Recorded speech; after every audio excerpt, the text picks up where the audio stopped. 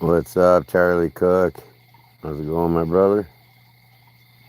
Unscheduled live, just chilling here on the deck. My fire pit's down below. This is my deck fire pit.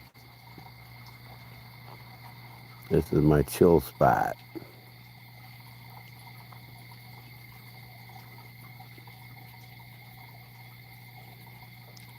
What up, brother Jerry? Just sitting here chilling like a villain.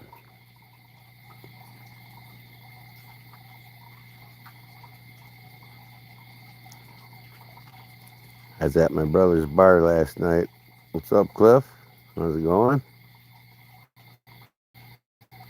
And I was gonna go to the next town over, watch my nephew play against first football game of the year, and I decided to go to my brother's bar instead and watch it on the big screen. They almost pulled it out. They almost won it, but it was a preseason game. Our home team state champions. They're Class 2A state champions, and they usually beat Morris every year they play them.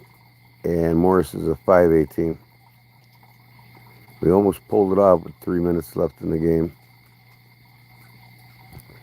But being a 5A team, they pulled it out, which makes me proud of our team because it's going to be another dominating year against 2A teams, almost beating a 5A team. So it's a promising year this year. Bro, how was the weather? Oh, let me see. 59 degrees, brother. Perfect. This is my kind of weather. I don't get cold. I don't get hot. I don't complain about it. I get all four seasons. Most of you don't. I get a break from everything. Most of you don't.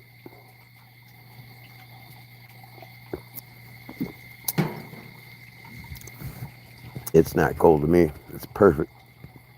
It's campfire weather, man. Nosy the robot escaped. Really? Where did he escape from? Alcatraz? What town you from first? I'm from the big city, the windy one. There's your hint.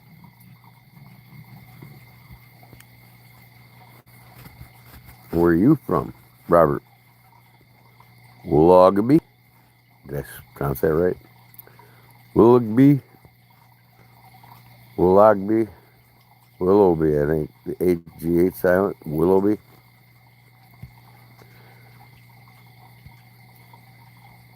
I have a gentle breeze and 75-degree weather. Yeah, you guys by about 6 degrees. I have a gentle wind and a perfect 69, 70 degrees. Absolutely no humidity right now. It's beautiful.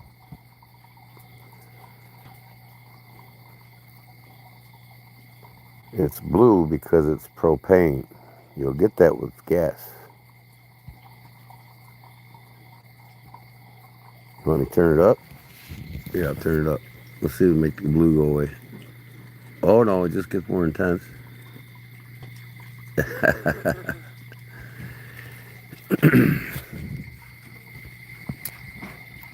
I'm not going to be live long, maybe an hour at the most, and that ain't no BS. I got a buddy in 15 minutes away. I did that pool deck roof for on his house, and finally done with my folks, so I can go over there and slam him together before the snow flies. Put the facial wrap on and the new gutters up for him. I already got it framed in and sheeted with metal.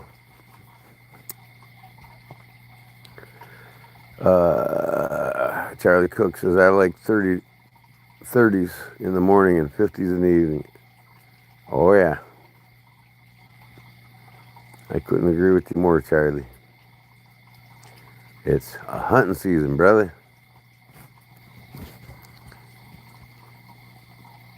I'm ready to go down to West Virginia and Lost Creek, get some more wild turkeys. I can shoot wild turkeys in my backyard right off of this deck. I don't have to go far. I can shoot a deer in my underwear. I don't have to go far. But what fun is that? Going down in the holler in Lost Creek, West Virginia. Gonna whack me some some longbeards, brother.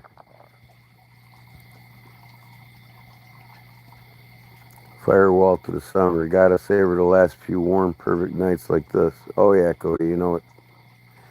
Why does it kind of look like stovetop?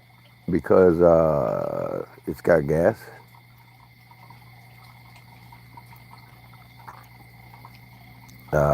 Last week down below I had the bonfire. Last Sunday. Sundays will be my bonfire days. And occasionally during the week up here. It's 8.5 feet up.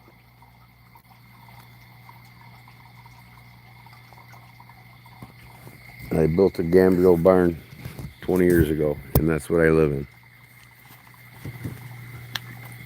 I have another house on the property, but I'm thinking about renting that out. See, here's my overhang. See that? It's a gambrel.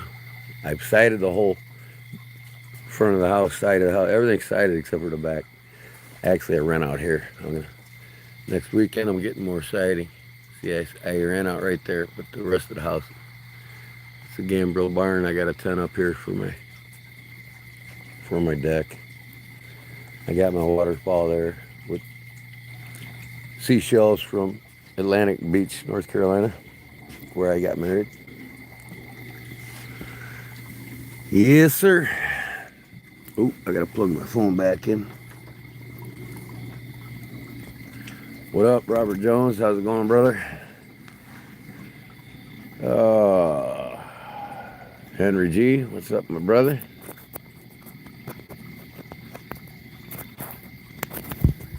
Oh, I tell you what, Beast Blades better reschedule. He's gonna have a live again on Monday. I told him straight up, you better reschedule. Your mods will be gone. Unless he's giving away Benchmades all night.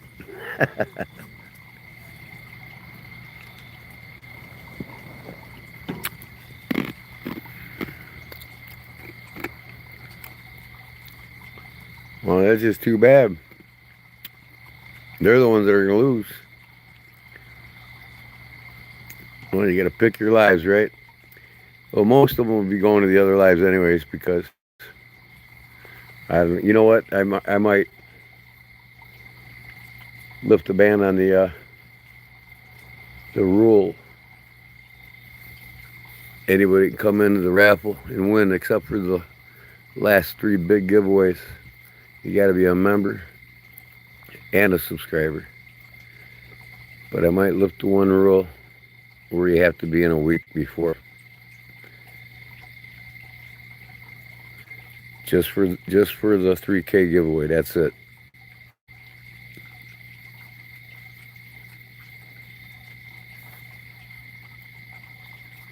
But I'm going to have a rule card, and it's going to be well kept in view when needed.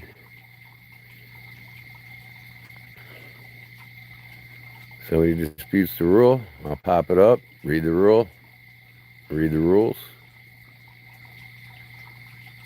Yeah, rules are rules, but you know what? How many big, channels don't have the kinds of rules I got? And if it's a 3K giveaway, you know, I'm going to require them to screenshot that they have subscribed to my channel if it's their first time there. And it's only going to be for the 3K giveaway. It's not going to be for Fun Day Wednesdays. And they are not eligible anyways for the 3 to 4 big prizes in the end. So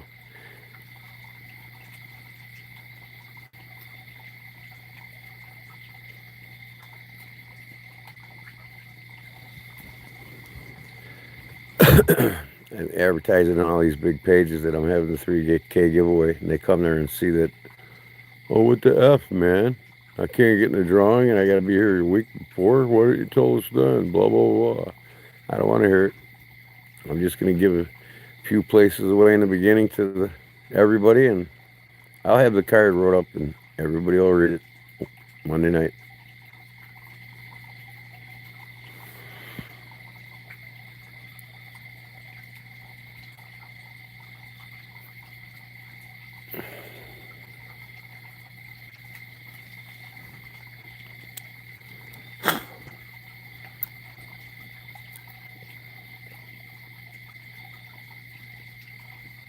And one rule that is staying is you must be active in the chat 30 minutes before the drawings. Any last seconders come in, anybody comes in and hasn't been in the chat, that rule will still stand. But I'm going to lift the second week, 2 weeks in a row to be eligible. And that's only going to happen, like when I hit 5K, I'll have another big drawing. And I'll lift it again on 5K. Everybody's winding down, huh?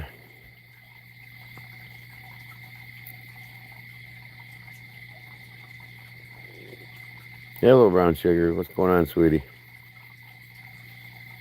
Sorry for the mass confusion and chaos the other day. Just know I love you guys, man. Going camping. Uh-oh. So early 6 a.m. wake up.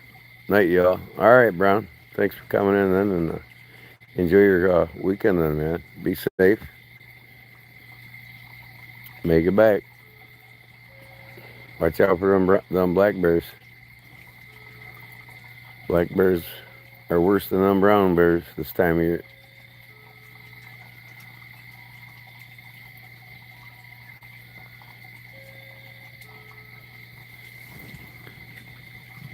That's cool. Glad somebody's out there watching out for you.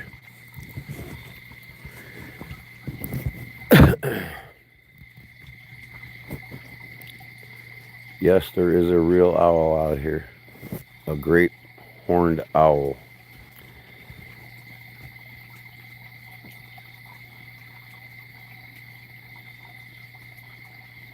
We've got great horned owls. We've got barn owls. And you'll hear a great horn most of the night here.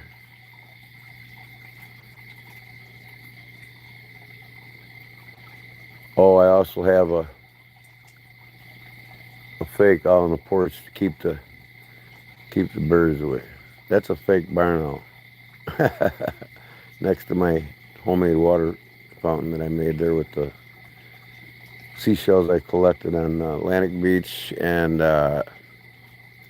Fort Macon Beach, the oldest fort in the United States, still in existence with the cannons in place.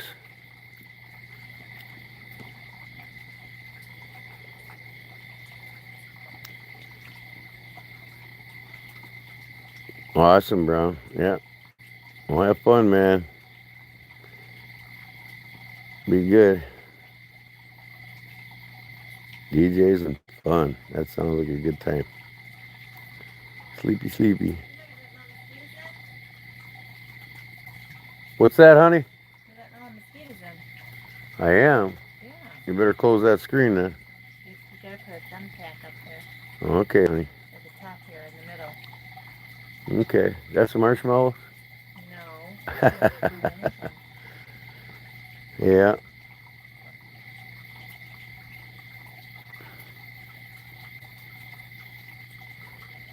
Uh,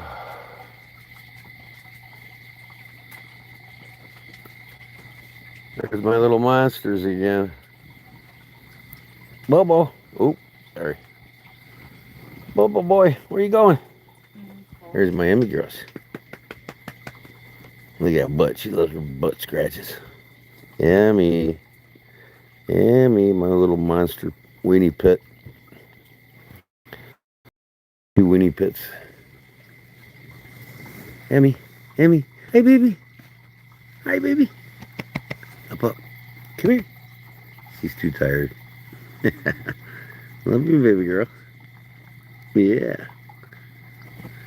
Oh, yeah, yeah, yeah. Yep, she's a weenie pit. Look, it's got the face of a pit. Emmy. Emmy. Emmy, come on up. Up, up. Up, up. Up, up. Come on.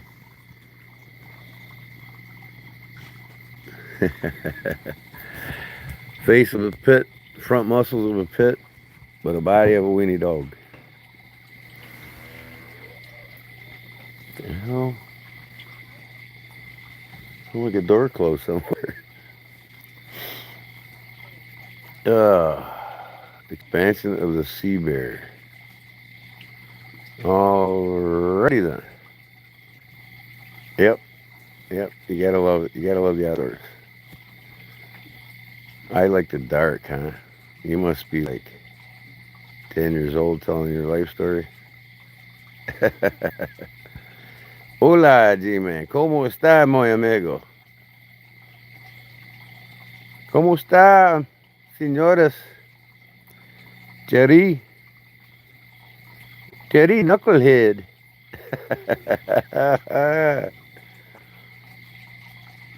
Older than 18. Okay. You're still a child to me.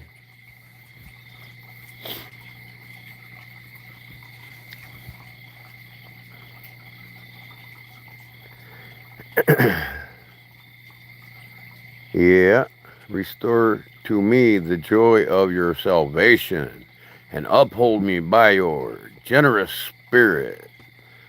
Yeah. From Japan.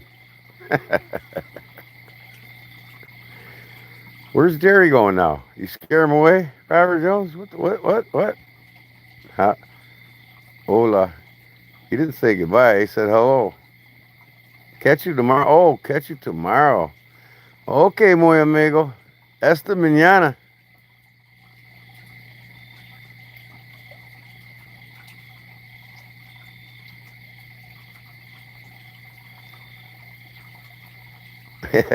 Holla.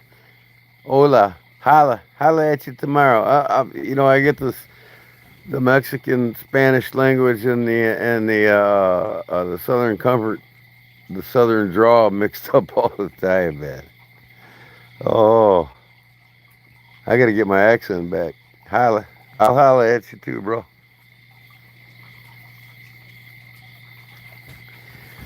Thanks. I'm not going to be long. I'm just saying hi to all my supporters, basically, and winding down after a long day of nothing. I did absolutely nothing in my shop today.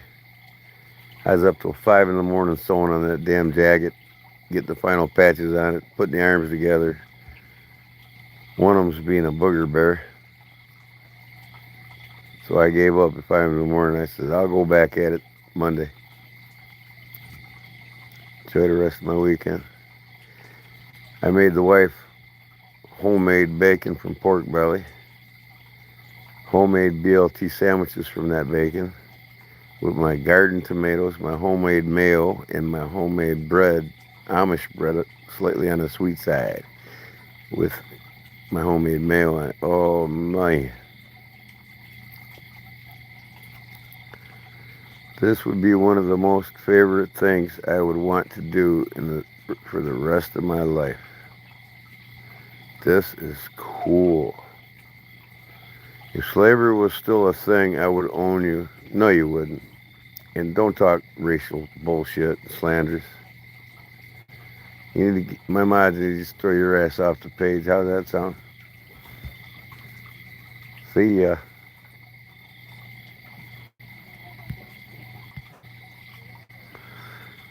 Uh, we were outside with fire in the backyard, and the mosquitoes were terrible. I had to give it up.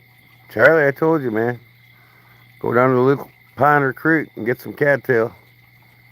Let them dry up in a few days. Burn them in your yard. You'll get every mosquito out of your whole neighborhood gone. Cattail, burning cattail, will rid the mosquitoes in your whole 5 to 10 acre yard.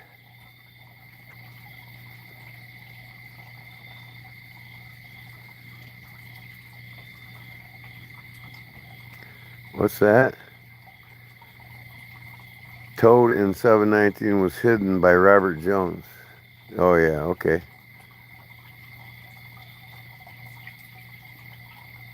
Yeah, that guy's just a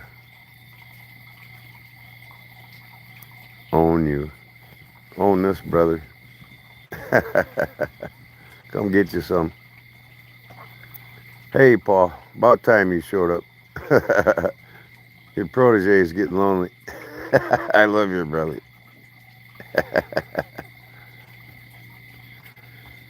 I don't have a neighborhood. No, but if you're on 5 to 10 acres, they're gonna go to the neighbor's house. Trust me. Uh, your nearest neighbor's probably 2 miles away, so they won't bother you within 5 to 10 acres. That's for sure. If you burn them cattails.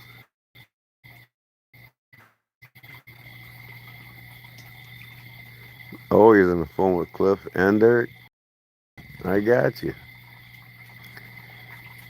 I was thinking about getting a mule, uh, a couple Black Angus, get my chicken coop built, some chickens. In my spare house, I was thinking about having somebody live in it to take care of my mini ranch while I'm on vacations all the time. I was considering Derek to do that for me.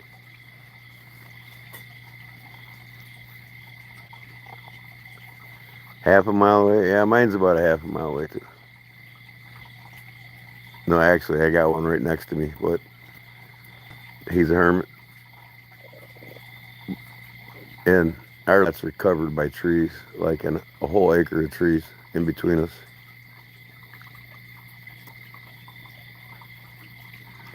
Trust me, I'd be living out deep in the woods if it wasn't for my wife.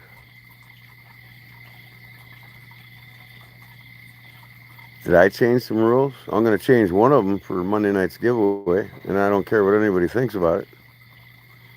It's my call, my page, and I'm going to change one rule.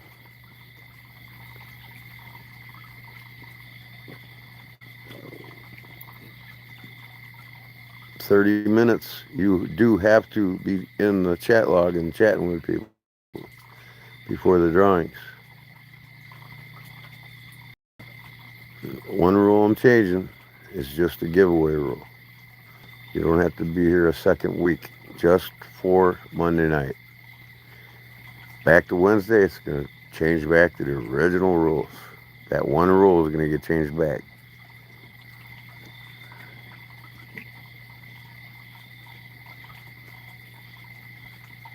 And I will have a card with the rules on it. Anybody's got any questions, they'll read the card on the live stream. There won't be no more confusion on rules. they're going to be shown every time they're needed. Because I'm going to read them before I start. Any questions? Ask me about the rules. Derek Oriole here. Cool. What up, brother? I think I seen him come in. No, he didn't come in. Skateboard came in. That's right. What up, skateboard? Oh, I need to put my phone down. I quit smoking last night. I need to put my phone down and get my chewing tobacco. Well, it's not really chewing tobacco. It's nicotine pouches. I might go get a can of chew though here soon. I chew to cope. I'm a Copenhagen kind of guy.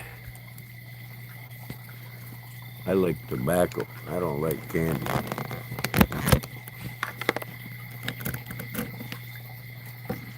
Let me put this over here. See if it's too hot for it. I don't know.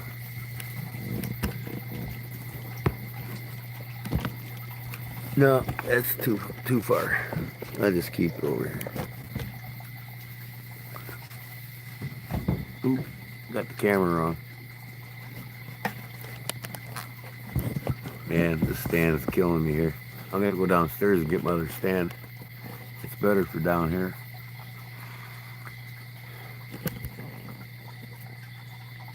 The hell is that? Oh, that's a rag. Let's wash my hands on it. Oh yeah. I'm gonna take this tomato plant inside this here in another week, so it can go throughout the winter. My herbs are about done. I gotta pick the rest of them, dry them and freeze them.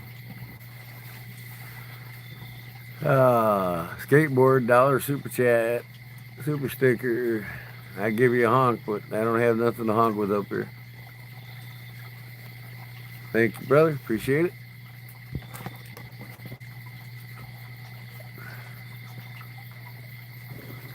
I gotta start carrying something with me. This is unscheduled. I'm just chilling out. I thought maybe you guys like to talk to each other and watch me wind down the rest of the night. Make sure this ain't getting too hot. I gotta put my finger behind the phone and make sure that fire ain't heating it up.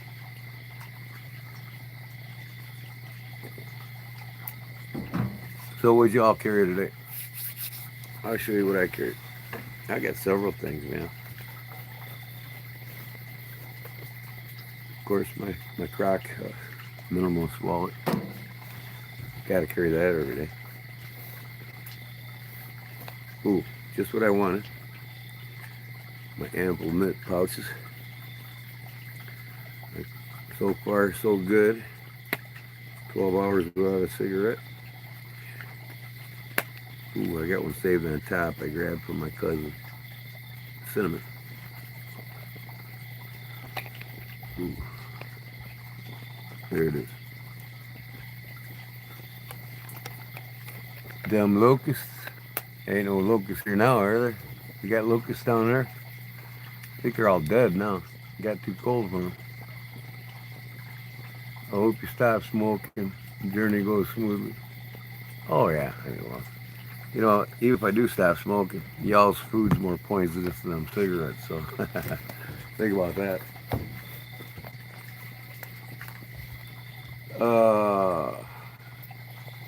I gotta get rid of my man boobs, man. My chest used to pop out. You know, I used to be ripped, man. Well, 20 years later, without working out, you know, it just goes south.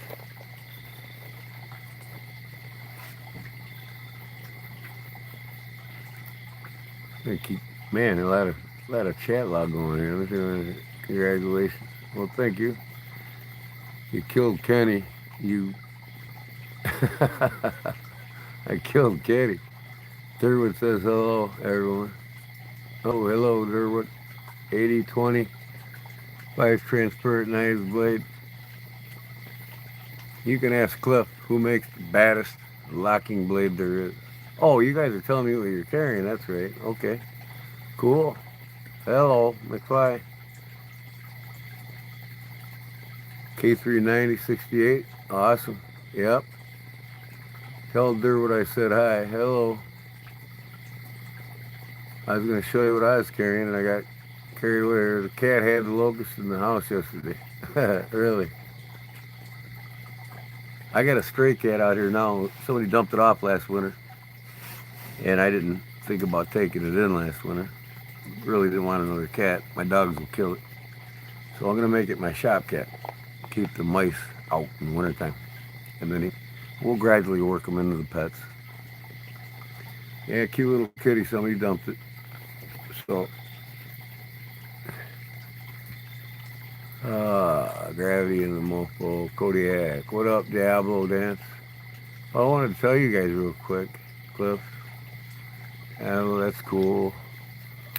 Hello, Robert. Okay, well, first of all, here's one of my carries. Pre-1955, 54, 1954. Italian-made stiletto. This is when the stilettos were handmade. After 55 and newer, they're all machine-made. This is a handmade one in Italy. To me, this means more to me than any magnet cut knife, any Benchmade bug out, any Chris Reeves Savenza. This means way more to me because that's the kind of guy I am. Out of over 1,100 knives, I don't have one magnet cut blade. And the reason why is it's not practical in the field. And I really wouldn't carry one to cut shit with it anyways, even if I did buy one.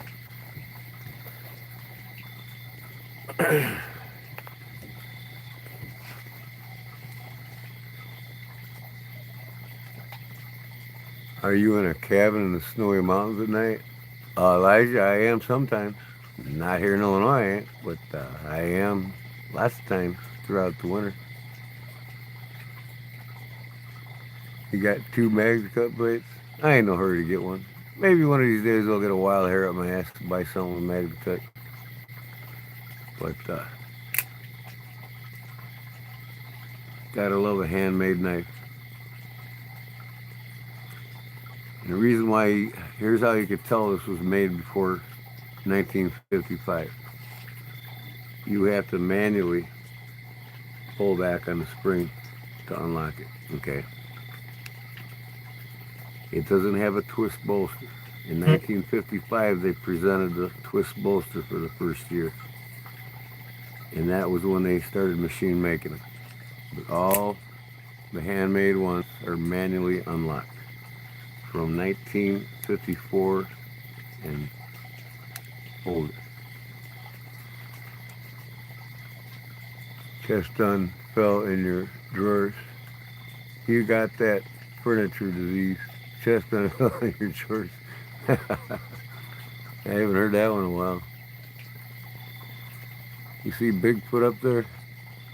Oh, okay, yeah. And I seen Santa Claus last winter too.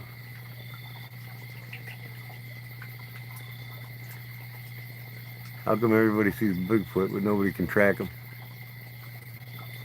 Ain't too many smart woodsmen around, huh? They see Bigfoot. If I see Bigfoot, I'm gonna track him, and I will find him. If it's Bigfoot in the woods, I can track a human being. In fact, human beings are the most predictable animal on earth. They're the easiest to track.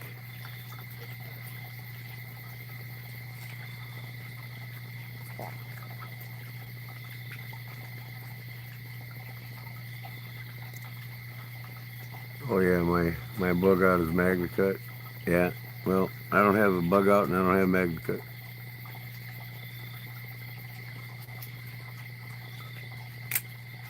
I have a stiletto. Caitlyn Jenner Smash. That's one that I carried. So I wanted to tell you all. Robert gave that group a $20 super chat to get them to flood my channel with subscriptions to subscribe. Well, there was 140 of them, and only 50 of them remain. Almost 95 of them disappeared.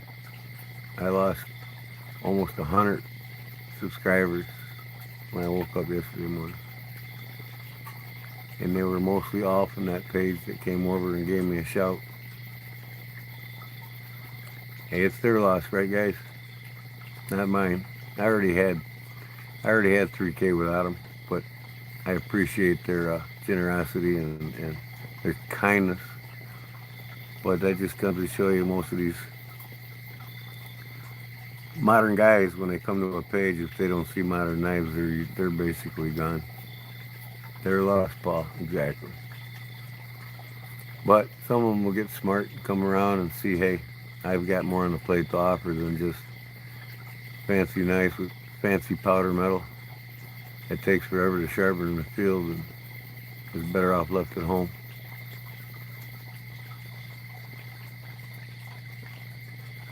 Because seriously, any serious hunter, we just ask Charlie Cook, what would you rather have out in the field, Charlie Cook? If you're deer hunting or turkey hunting, you got to clean the animal right then and there. And your knife might be need a little touching up. Which one would you rather have? A benchmade bug out with magnet cut, or would you rather have a buck 110 with 428C?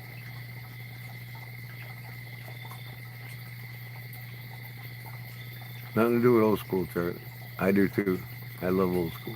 I'm basically am old school. But I got a mix of modern. But what would you rather own, Charlie?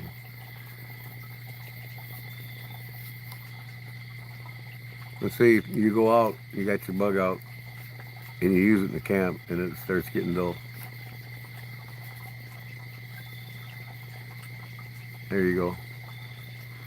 I'd pick the 420C over the magnet cut any day, because the reason why Buck changed it from the 440C, the highest grade of 440 stainless, to 428C with more high chromium and less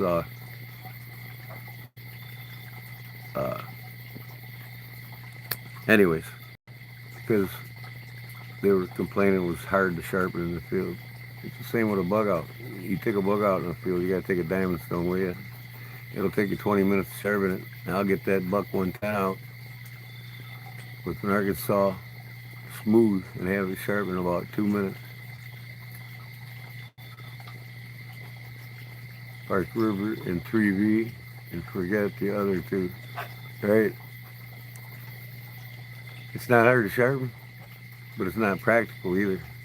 Powder still ain't too practical out in the field. That's why most of your outdoor knives, K-bars, camp knives, Essies, they're all 1095 or 1084. It's tougher. You can take a licking and keep on ticking, and it's way quicker to sharpen.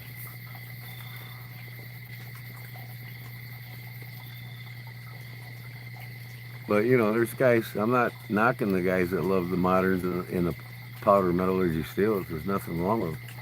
In fact, they are superior in many ways than the old school steels. But you know, D2 is underrated, and it's been around longer than most of them, even the old school steels.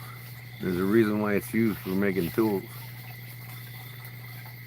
People want everything handed to them. They don't have to worry about taking care of it, keeping it sharp. You know, you get something with powder metal that's V'ing up to magnet cut and beyond. It's like, I want everything. I don't have to sharpen it. I don't want to have to worry about it. And I don't want to have to. To me, that's not the thrill of the hunt or the thrill of the blade. That's why most avid hunters and outdoorsmen, from bushcrafters all the way to turkey hunters, they want a tough, high carb steel that they can sharpen in a minute or two.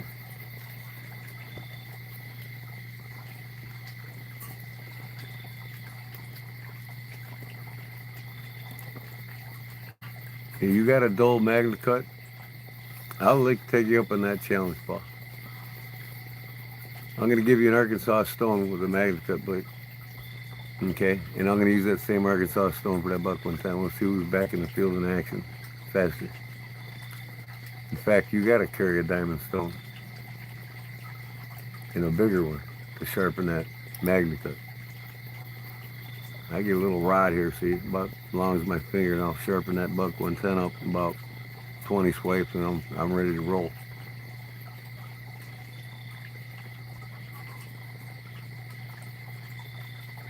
Knife steel nerds, yeah. There's too many knife steel nerds out there. Everybody wants everything given to them. They want to be pampered with the hardest, toughest, carefree steel they can get. Or is it just a thing they want to be have something to boast about? They can afford all these knives with the powder metal steels in them. Hey, good night, Henry G. Thanks for coming in, man. I'm just throwing things out there. I'm not.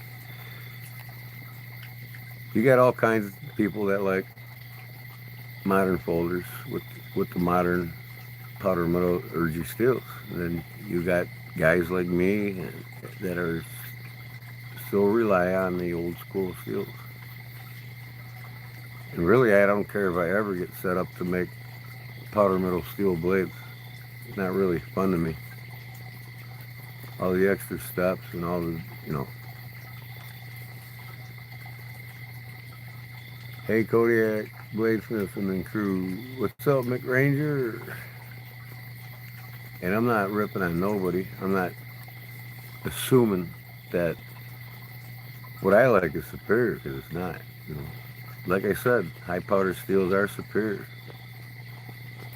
A lot less care, but they are superior, and there's the majority of the traditional world, I guess you would say, not the modern world. Their vast majority of knives are high carbon knives, high carbon blades, like the case knives. A serious collector goes after the high carbon. They don't care about the stainless. And it's the same with like my German knife. I'd rather have a high carbon German folder than I would a stainless one.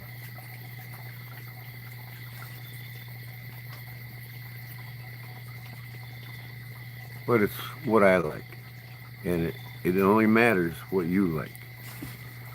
That's just my opinion. And not saying it's right again. And I'm not trying to be argumentative or disrespectful to all different aspects of the knife world. You all buy what you like. You all buy what's comfortable to you, first most. Or if you collect, you buy what you like to collect. But there is no superiority between the two of them. Between powder metal, I basically, both of them have their pluses and minuses. And it all boils down to this. Edge geometry. That's all. You can have magnet cut and you can have 428C. 428C has better edge geometry. It's going to cut better. It's going to sharpen faster. And the only thing keeping high carbon out of the kitchen, and a lot of chefs do own high carbon steel chef knives. The only thing that really keeps it out of the kitchen is the lack of chromium content, because, again, carefree. They don't have to worry about taking care of their knife when they're cooking for thousands of people, But at home, a lot of them have high carbon chef knives that they use and take care of on their own face.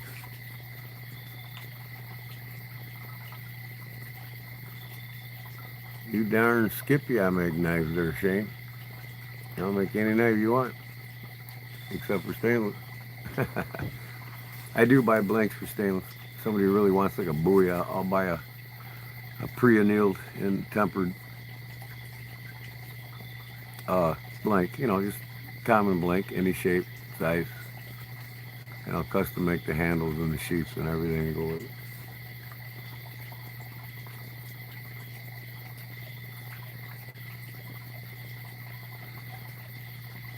Three times and stroke. Beautiful combo. I like convex grinds, and they hold up. Convex grinds. like on a candy grind.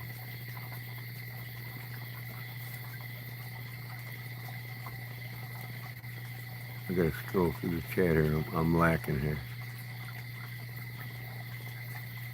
Switchblade needs cleaning, but it's nice. There's a roach on the wall. What the F? Roach or a water bug? That's what you get when you live in the country. You know what I mean? I got tree frogs up here. They live in that plant. Hummingbirds always landing on my shoulder. Yeah, I got a great horned owl you'll hear once in a while. Coyotes. Right off the porch about 100 yards. All kinds of things in the wild.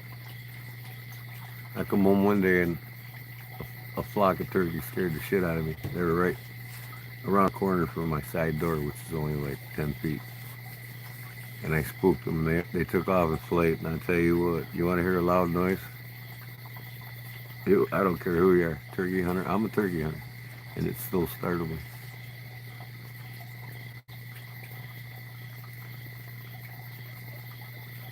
Gordon, did you send the blade and pill separator to Shane yet? Yep, it's on its way.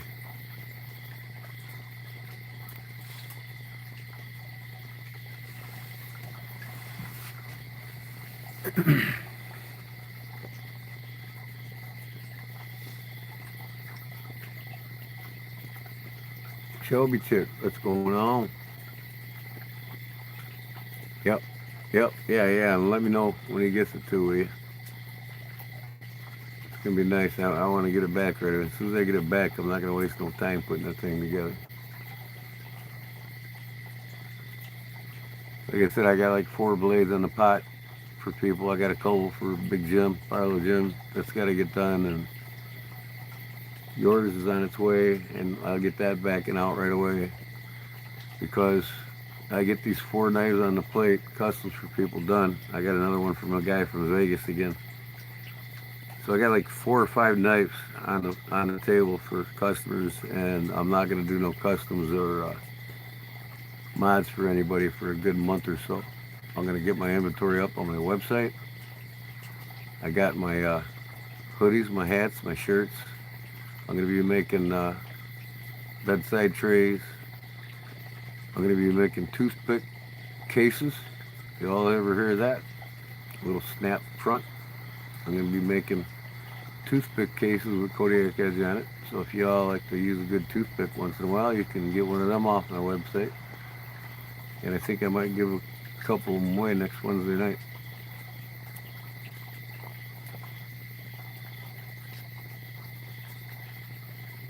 Hey, AT's leaving already. HJ, TJ I call him. Hey, the Joneses. Yeah. Sounds like a great fellow, man. He's always got nice things to say in all the other live streams. That's cool. I like that. I'm glad you're aboard with me. And have a good night and a wonderful weekend, brother. Well, in case you didn't all hear, I put my last live on in private mode because I kind of screwed up, and it's due to the fact that unscheduled lives, I'm going too late with my lives, and I'm starting to wander off being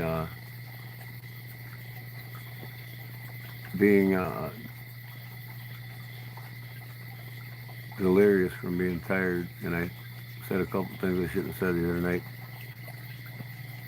But I contacted those who it might have affected and gave them my deepest apologies and made up from there. And they totally understand. So I'm not going to do lives when I start getting tired. I'm going to start scheduling. Like tonight, 1 o'clock, I'm done, folks. That's it. That's my deadline tonight. And I'm not going to talk any later than 1 o'clock. And I'm going to continue to keep on the topics what I'm supposed to be talking about, which is the night. Yeah, I do work hard, Paul. I got 4 knives on the table that I'm kind of not doing as well as I should be doing on them. I got, uh, hopefully got an upholstery job coming in, but if it don't, I'm glad it's not because it's for another friend and they're a cheap ass like the rest of them. I got a bid I got to put out Monday night to an old gal on a 20 by 20 concrete deck. She wants a solarium roof put over the top of it, and I'm going to put metal on it for her so she can sit out there and not worry about getting wet. I got that. I just finished up my folks' house. Now they want a ramp built. You know, my mom needs a handicap ramp, so I got to build it. You know, I'm busy. I do more things in a day than most people do in a week.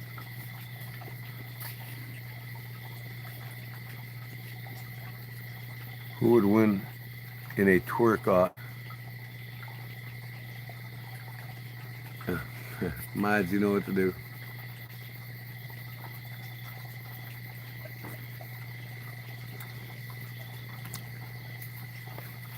Oh, God, where do these people come from? What else am I carrying here? I got something else. Here it is. I gotta turn this fire down. It's warming up my facilities here. Let me know if you guys want to see this fire a little more, a little longer. Or turn the camera around again. So I got the Jerry the Shelby knife guy slip with love on it. It's the Love Shack. Love Shack, baby. I got me a Chrysler. It's as big as a wave when it's about to set sail.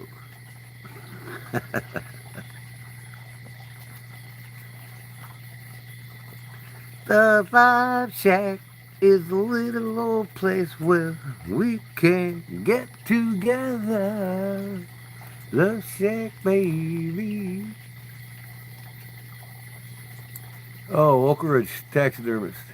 Yeah, that kind of baffled me though, man. 150 people came and 140 people came and subscribed to my channel, and then 100 of them disappeared like 2 days later.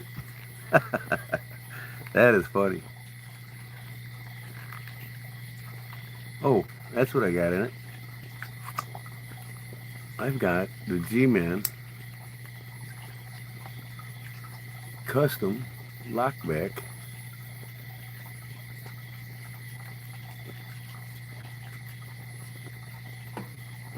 burlap, brown burlap micarta lock blade.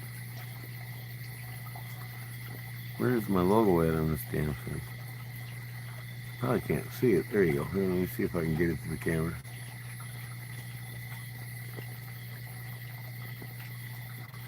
Come on, where's that camera? Kodiak. Yep, I carry my own knives once in a while. I don't want to get them done up, you know what I mean? Or make them dull. But 1095, 1084 on this one. It'll sharpen up in less than 2 minutes. Hair popping sharp in less than 2 minutes. What else I carry? Oh, can't leave this bad boy out. This is my workhorse. This is the one that I cut everything with, including my dinner. Boker Kalishnikov, of course. You know, Germans making a Russian-based knife, right? This thing's faster and stronger, has stronger springs in it than any Kershaw make.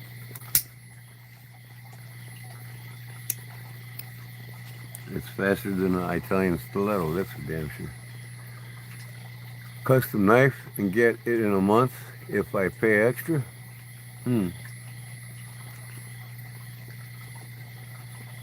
I suppose I could put you on order and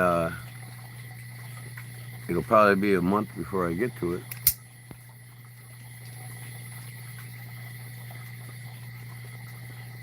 And then you'll have it in 5 weeks. Because it only take me 2 nights to make it. If you can wait 5 weeks, I'll put you on the list now. And I'll make anything you want. What was you thinking about, Oak Ridge?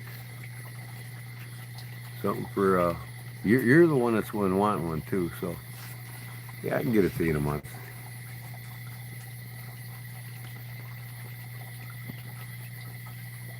German, Russian, Taiwan, right? Germans and Russians both do that, don't they, Robert? How about the, ask Cliff about the Taiwanian made cold steels that he loves so much.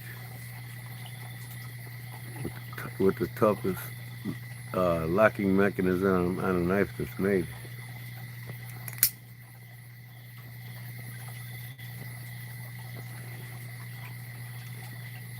China stepped their game up. You know, the game's changed, man. We live in an international market now, more so in the United States than anywhere in the world. We import 60% of the world's goods now, as we used to export 80% to the world, our goods.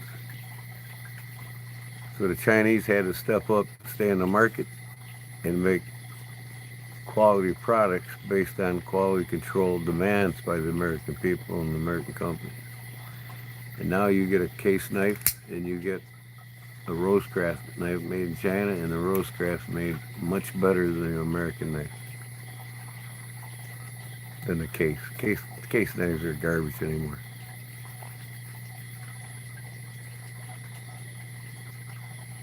Can you buy one that I already have?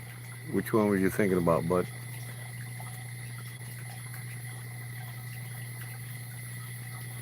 I can accommodate you on that because they just sit in my collection anyway.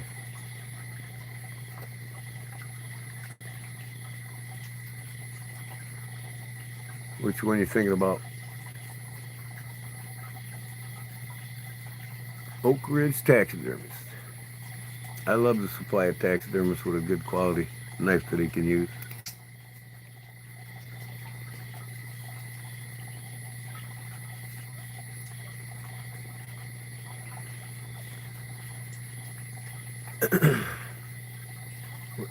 uh, Looking at a lot of my shorts, most of my own knives that I've made are in my shorts. And a couple of live streams ago, I pretty much showed a lot of them.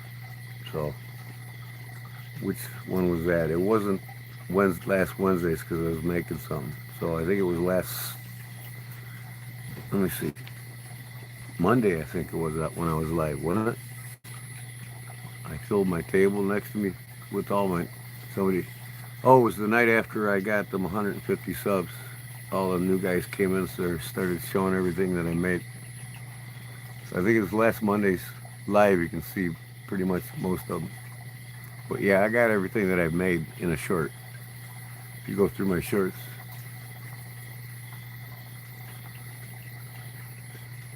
No problem, but yeah, tell me which one you like. Because like I said, I can always make another one.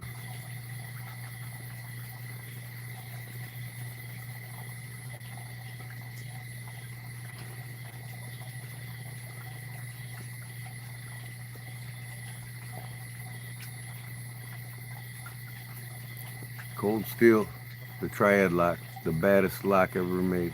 It put Cold Steel on the map. No other locking mechanism on any other knife can withstand up to 900 pounds of pressure without breaking. But Cold Steel can.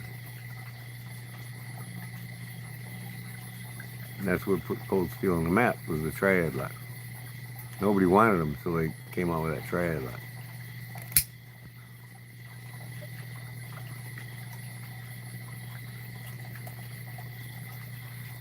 Andrew Dempo designed it. Nice.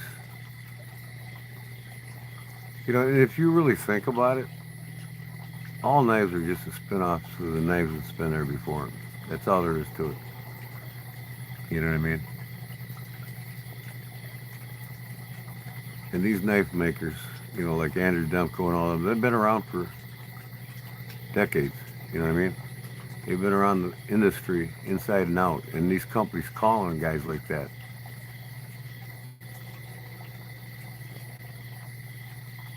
I look gangster. Well, I do live near the hood. I got the worst gangs, the town with the second worst gangs in the world next to me. But they don't come where I live here because they know they would die if they did. I live out in the country. We all own guns out here. There ain't no crime here, and that's why there's no crime.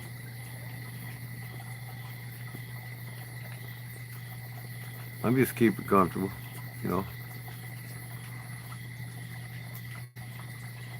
It is now the same temperature it was earlier, 59 degrees, which is warmer than it's been the last few days. It's gotten down to 54 several times already. But tomorrow morning I get up. It's the first week of the September. It is officially the first week of September is officially Hen of the Woods mushrooms time. Oh yeah. I'm gonna go out in my backyard in about 30 minutes, pick up about 175 pounds of mushrooms. You're in the hood too. OG acronym, Cliff. I'm bad with acronyms.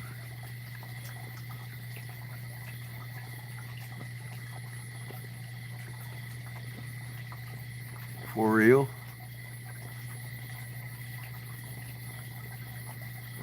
Original gangster. You know, when I was in 8th grade, by then I was almost a black belt, and I got sent to a reform school because I knocked the principal out in 8th grade because he used to swat me every day with the paddle, you know, and he had the holes in it, and he'd wail on my ass. And I just got sick of him swatting me almost every day, you know what I mean? I was like, I had enough of this guy. I waited behind the door and I just did a roundhouse right on his forehead, out cold, because I know I was in there. And 5 teachers gang tackled me, threw me down, and I went to a reform school my freshman year. So my whole freshman year, I'm in a reform school with vice lords, Latin kings, disciples, all these bad boys from Chicago. And I used to beat them up every day. Every day. They would be doing this kung fu shit, you know, like they were masters. And I just pop them, you know what I mean? But I straightened out and got the hell out of that reform school and went back into my regular school system my sophomore year. But all them gangsters, all them punks in the gangs, they ain't nothing. That's why they're in a group, because they can't fight. And a Canadian once told me, you know what the problem is in America today? Americans can't take an ass whooping anymore. And that's basically it. These kids would rather shoot you than get in a fight with you. But we live in our space, they live in their space. And they're gonna live where crime is allowed, and where crime isn't allowed, they know they got a 20% chance of living out here in the country that they don't even come around. That's why the crime rate's so low in states like Texas and Wyoming. Hell, they still carry guns in their back windows and the cops don't even bother them. Where there's guns, there's no crime. The crime rate's less than 3% in the state of Wyoming. I think it's the same in Texas. You get up here, the city of Chicago, it shoots up to like 60%.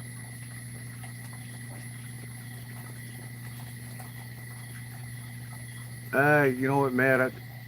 I don't know if I'm gonna be, you know, I gotta decide. The Sundays I want to dedicate to my wife now. That's why I went away from doing Fun Day Sunday, and it's now Wednesday Fun Day, Fun Day Wednesday. But I'm gonna throw another one. I'm gonna schedule another one, and it's hard to schedule because everybody's live on Fridays, everybody's live on Mondays. You know what I mean? So I think it's just going to be a place where I'm going to do it so everybody's got a place to go after the big boys are alive. Soon I'll be a big boy. But uh, I just want you all to have a place to hang after the big shows are over. Wind down and get the get me to answer most all your questions instead of just having to retype your questions or try to time them when they're actually reading them. But like I'll throw in a live maybe on a Monday night late or a Sunday, even a Sunday night late. You know, it's the end of the weekend. You know what I mean? Done spent time with my wife, and I was thinking about a late night Sunday bonfire. And who knows, I might do late night Sunday bonfire to where it'll end around 6:30 in the morning. You know, with biscuits and gravy we made on the bonfire for my wife's breakfast when she wakes up. Something like that. But I just right now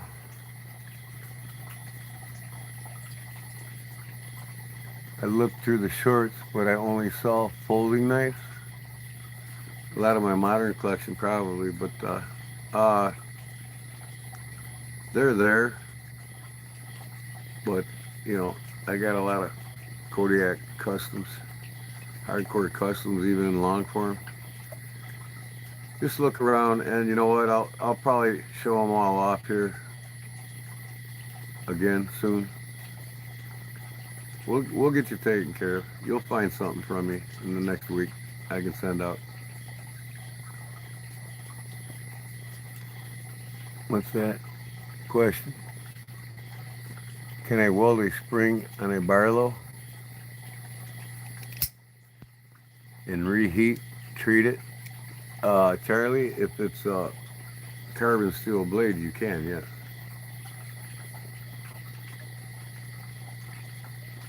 If you if it's stainless steel, then you got to get nickel. You can also weld them too, but you need a nickel rod, and you're better off heliarching it with controlled gas. But yeah, I mean, most all steels you can weld if it's not a cast iron, and even cast iron you can braze it. Like I've had a cast iron vise crack one time, and it was one of my favorites, and I brazed it back together. I weld a spring on a Barlow and reheat. Yeah, you can.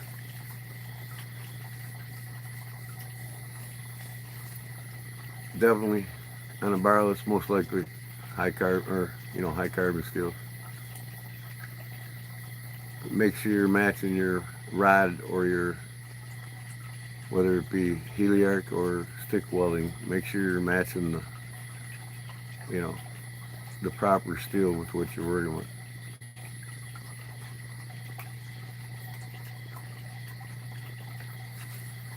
The spring is carbon. Okay, yeah, then you can with no problems. Most like I'm trying to remember the steels. 1060, 1069, 1030 rods, even will work fine if you got a stick welder. I mean, just kind of match the steel with what you're working with.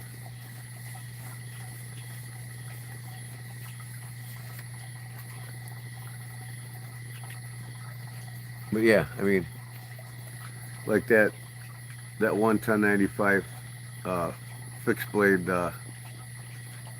trapper that I made. I'm gonna weld it back together, and I'll complete it when I find time.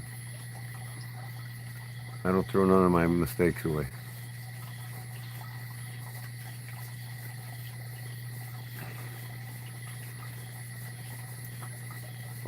Yeah, and then you know you can get Charlie, you can get a saw blade the same diameter. Most of your saw blades are hard carbon steels, and cut it out. See, because here's the deal with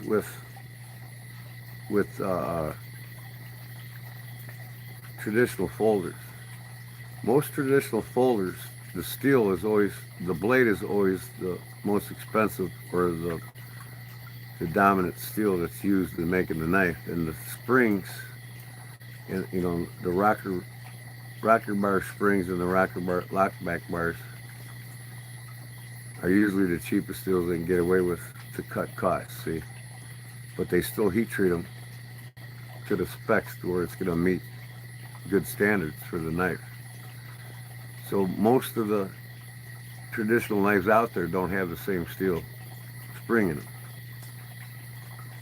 You know, I mean, there is knife makers out there that match it, but very seldomly because they gain a lot of profit when they use a, uh, a less cost expense steel. And I guarantee a case has less cost steel on their springs. Victorinoxes have 5 different steels. Depending on what the tool is used for, it depends on what kind of steel they use. And Victorinox uses a German stainless. It's a German steel. You just watch my video on a Victorinox, you'll know what's on a Victorinox now.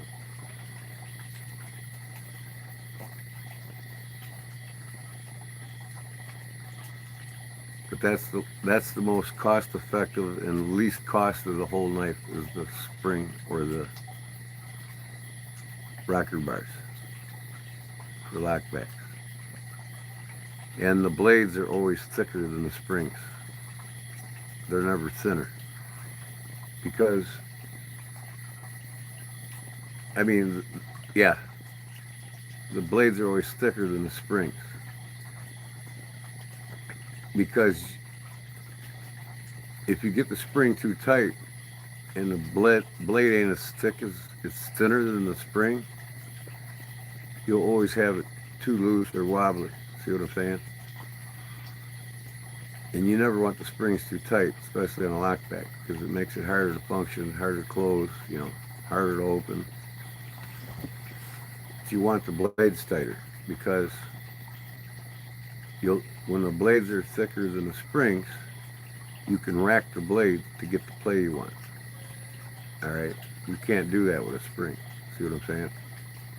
And if the spring's too tight and the blade's thinner, you'll never get the blade as tight as you want. Makes sense, right? I gotta catch up on these things. My chat ain't going up. Princess Rebecca said hi. The water is soothing. Oh yeah. How much is 1 gallon of milk in your town?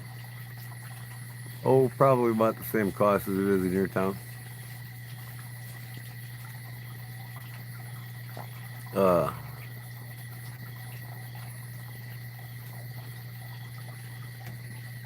Connor Dickey said hi. I'm trying to catch up with these chats here. See, I need to go get my laptop. You look like the host of Cutthroat Kitchen. Oh, well, thanks, man. I appreciate it. Blobs. Hello, everyone. Hello, Big Mike. Big Mike. I see you guys went broke buying that defensive end from Dallas, huh? Oh, the Bears are going to put a whooping on Green Bay this year. And their defensive end ain't going to do nothing about it.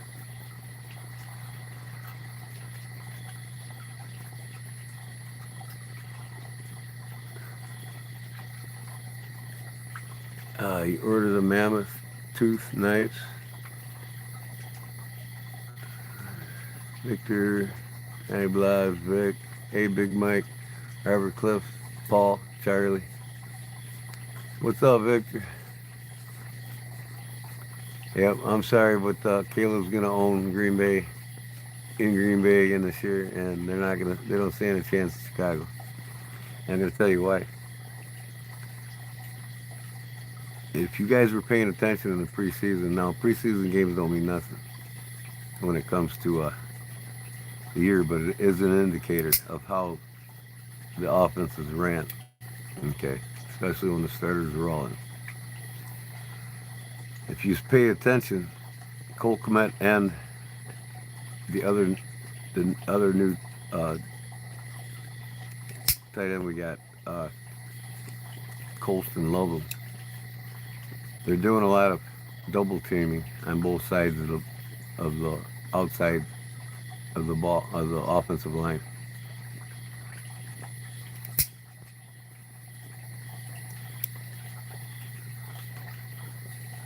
What kind of knives would Gordon order if he had a NFL contract? Let me think about that one. If I had an NFL contract, I probably wouldn't have nothing to do with knives. I'd probably be doped up like half of them and don't have any time for knives. Bang Chang from, okay, you'd rather see my Scully cap? How's that? Do I look more smart or sophisticated? I don't look like a gangster anymore. 50 million? I'd have 50 million knives? Well, if, you know, to be a professional in any sport, I've already been there. You know, I mean, I could have chose a different path. I turned down scholarships for football when I was out of high school. I could have played in the Big Ten if I wanted to, and I chose the military instead. I do currently own the Illinois State IHSA state record for block punts. In 8 divisional games, I've blocked 9 punts. I averaged 12 tackles, 3 assists, and 3 sacks a game. I was a defensive end and defensive nose guard. And in fact, I got my class ring on here. Let me show it to you here. Oh, and I was wearing my class jersey today. This was my number in 1985. I was number 87, defensive end. My sophomore year, I broke the state record in block punts. I played all 4 years, started every game, and I had colleges looking at me. And I turned them all down just to go into the military. But here's my class ring. I still wear it from 1985. It's got Wildcat on the bottom and 19 on this side, I think. Yep. And then on this side has the goal post with the football in the middle. And it has DE in it, defensive end. In 1985, the year I graduated. No, the DE's under the football here on the bottom. If I can get this to focus. Yep. Zirconia diamond, that's my birthstone, December. So you're there, PPL, your height in the NFL. I know football very well, if that's what you want to know.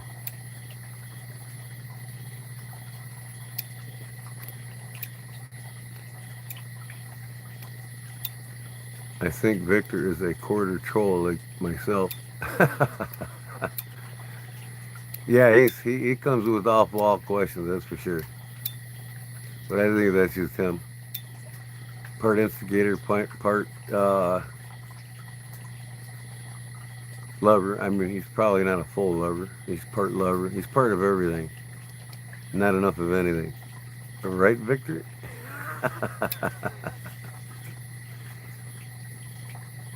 No, I don't want to play a little game. That's for children just like you.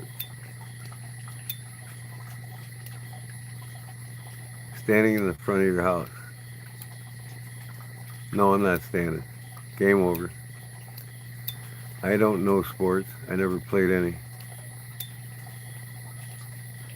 That's because you didn't grow up in a childhood where we actually were able to have a childhood. My generation was the best generation ever. We had the best music, Generation X, best music, best childhood. We made much bigger mistakes than the kids are even allowed to today. And we learn from them. These kids today won't learn from nothing because they're not allowed to make mistakes and learn by their mistakes. They want everything handed to them.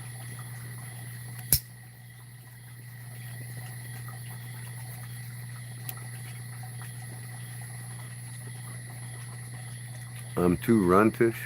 Now, is that an acronym for something? A hunchback water boy, though. Oh, I got you. What in the hell? Did you guys see that? Oh, we were free range kids. Exactly, reserved. I take it you're Generation X too, like me. I missed being a baby boomer by a month and a half. You going to bed, Robert? I appreciate it, buddy, coming in again. I love your support and love everything you're doing for the channel. And you got some nice package coming for me, brother. I'm going to surprise you. I am going to surprise you, Robert Jones.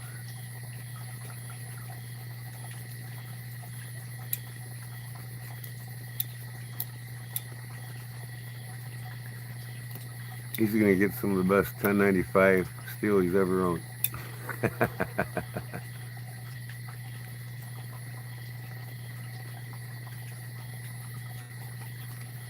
Too scared for sports? Too afraid of joining the Army? That's me. Yeah, like I said,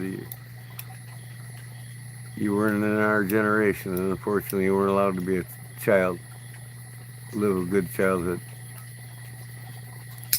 Ain't your fault. It's just the era that you were born in. It's it's uh it's feminism. Feminism was used against your generation. That's all I got to say. Because I love knives. Yes, sir. 1965. And my 60th birthday is December 7th, Pearl Harbor Day.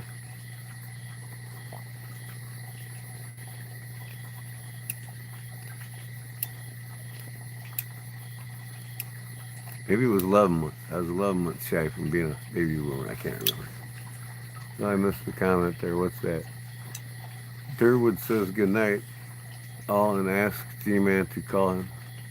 Derek? Yeah, I'll give him a holler. Definitely. I love talking to Derek. I got him going. He found out where I lived on Google Maps. And it's funny because his Google map was like 2 years outdated. I'm like, what? You got an iPhone? What?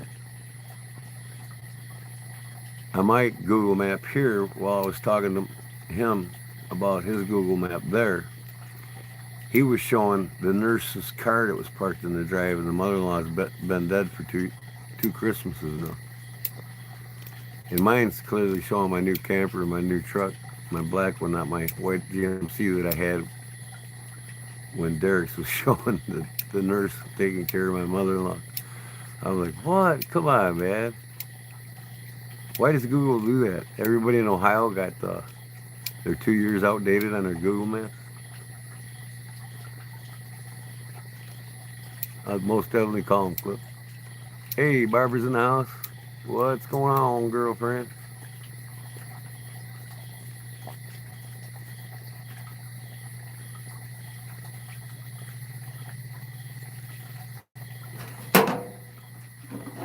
This one's fun to play with too, but the only thing is I can't close it. Well, I can close it one-handed, that's right.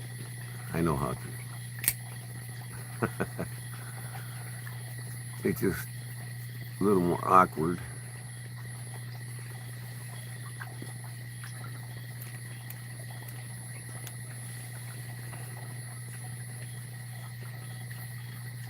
Oh man, I'm behind the comments again also. Me also, hi, hey Barbara. Cliff, Paul, Charlie, Robert Jones, G-Man, everyone else. Good night, brother. Yep. Hey, there's Claude Williams. Look at, I'm behind my chats and he pops in. Claude's got me excited. He's sending me another gift and he won't let me know what it is. His last gift just threw me on the floor, man. I was loving it. I'm gonna send him a gift too, but he don't know what it is, and it might not be knife related either. Can't send him nothing for bass fishing because he's got everything.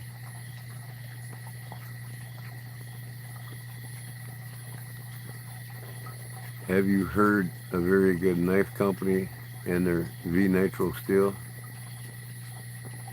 Which knife company? There's a lot of very good knife companies with Nitro V Steel. It's a super steel, but the guy, well, it's a powder metallurgy steel is what it is. In his garage, can't do heat treatment like Buck does. He cannot do. You mean like the Boss heat treat? I don't think anybody can do the Boss heat treat.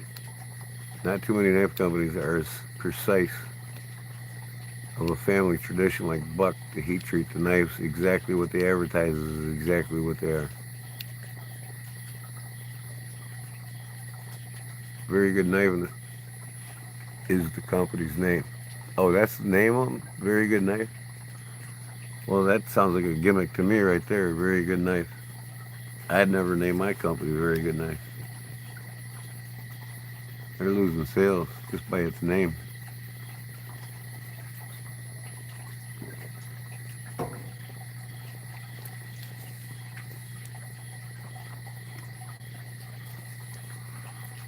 Note all that from what I hear, Boss. The Boss heat treat. You know when Hoyt Buck first started making knives,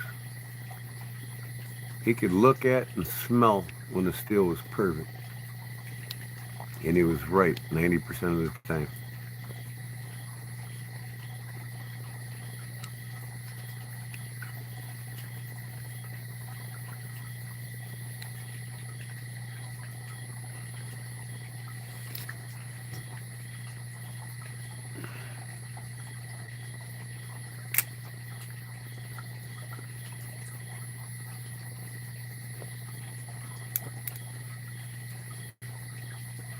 Robert's taking off. Okay, Robert. Well, have a good night, brother.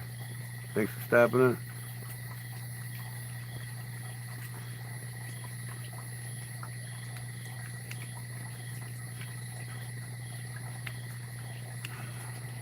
I can't wait till I get my new glasses. I got some new glasses I'm going to be getting. They're going to be thinner.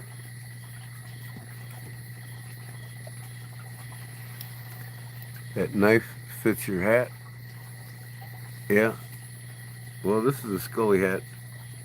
You know, most common in the European nations, right? Italians, Germans, Englishmen, Dutchmen, Irishmen, they all wear the Scully hats. I wear them because it's part of my family's heritage, and my grandfather wore them, and his father wore them, and his father before him. So I'm just doing family tradition. I do wear the Scully hat more probably than I do the ball cap. I basically wear the ball cap most of the time when I'm working. I don't want to stain these up, you know.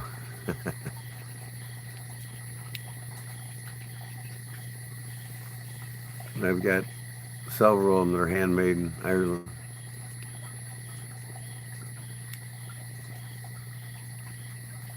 Nathan Circle was timed out by Fett Harrison for 86K seconds. I'm going to see what he said.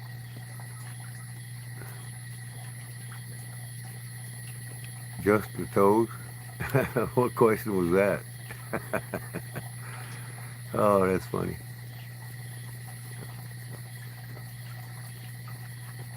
Ed Harrison's lurking, y'all. Say hi to Ed Harrison. What up, buddy?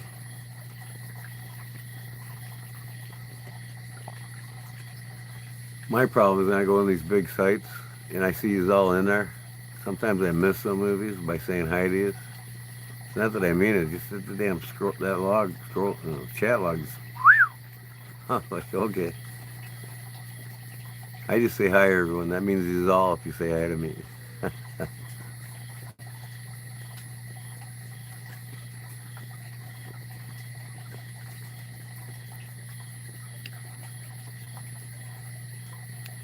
What? Who in the hell is Benedict? And who in the hell is doing sassafras? Ain't these kids got school tomorrow? Oh wait, it's Saturday, ain't it? Not that they learn anything in school today. These kids don't learn nothing in schools. What knives did I use in the military? Oh, I carried a K-bar on my side. I actually bought in Ontario from the PX on the ship. Had a K-bar because that was a traditional knife to have. And they're just basically trench tools. You don't really fight with them.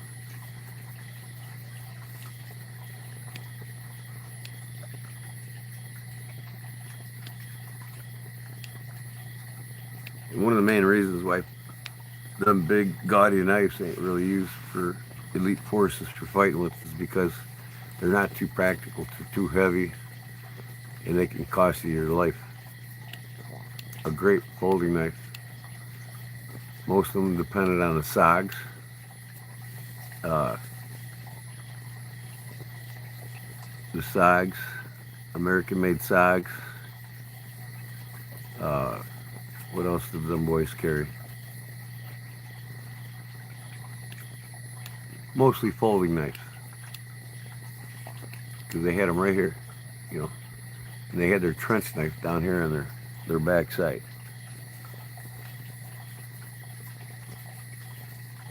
Gag player said hi. What's gag player? Is that like a name for a video game site or page or whatever? Your grandpa died last year. You know, 1.3 million people died last year. And yeah, okay. These 10-year-olds, 13-year-olds are waking up again. He would not comment further about his plans to join. Said he would not comment further about his plans to join what, the military?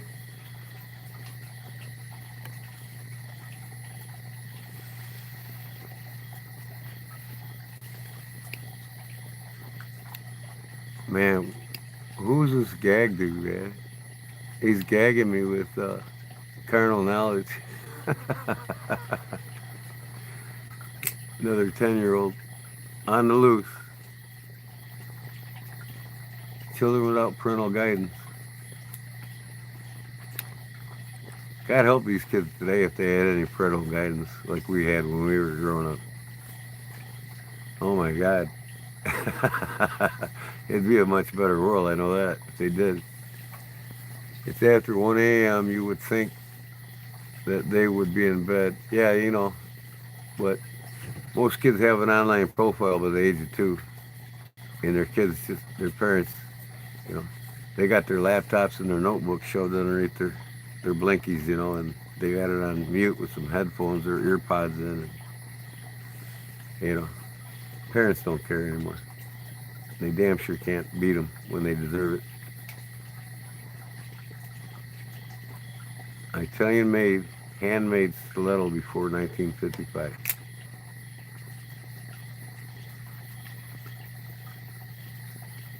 Practically in mint.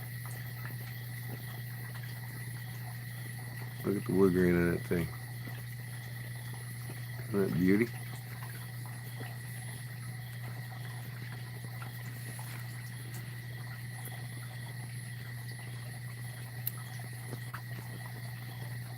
I run with scissors. I run my nose once in a while. No, Victor. I got my own wallet. I don't need somebody else.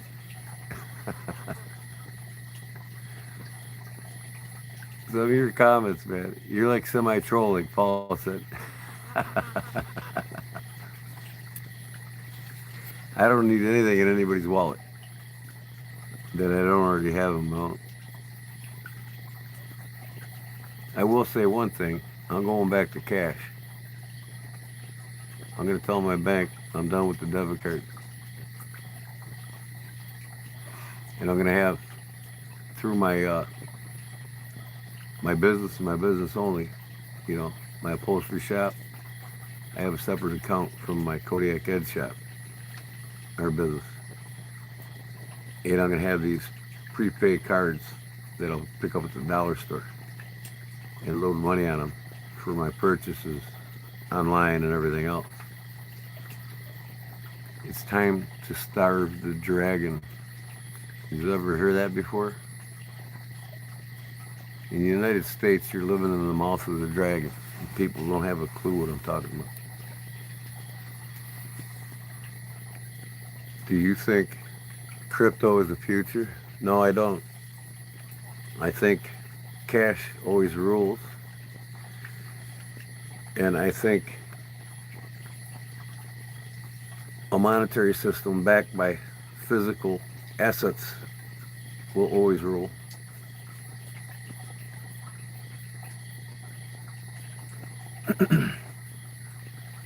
Crypto is just another scam, just like Wall Street. The banks decide who wins and loses in Wall Street, not you, not any financial advisor.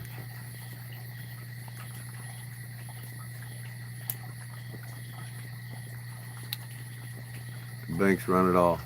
They run your government, they run Wall Street, they own your money, not the U.S. government. They haven't since 1913.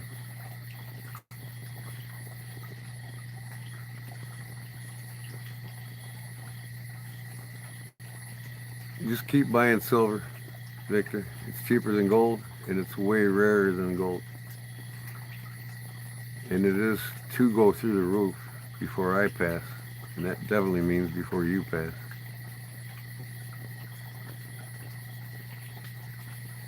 That's right, Charlie.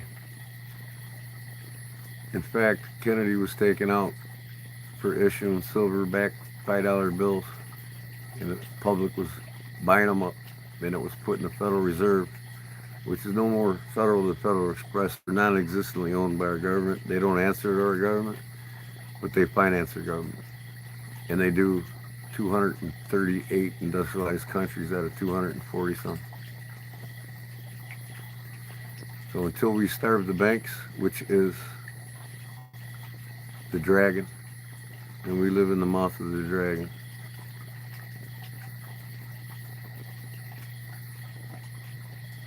which is the biggest scam in the history of our country that's been going on for almost over a century.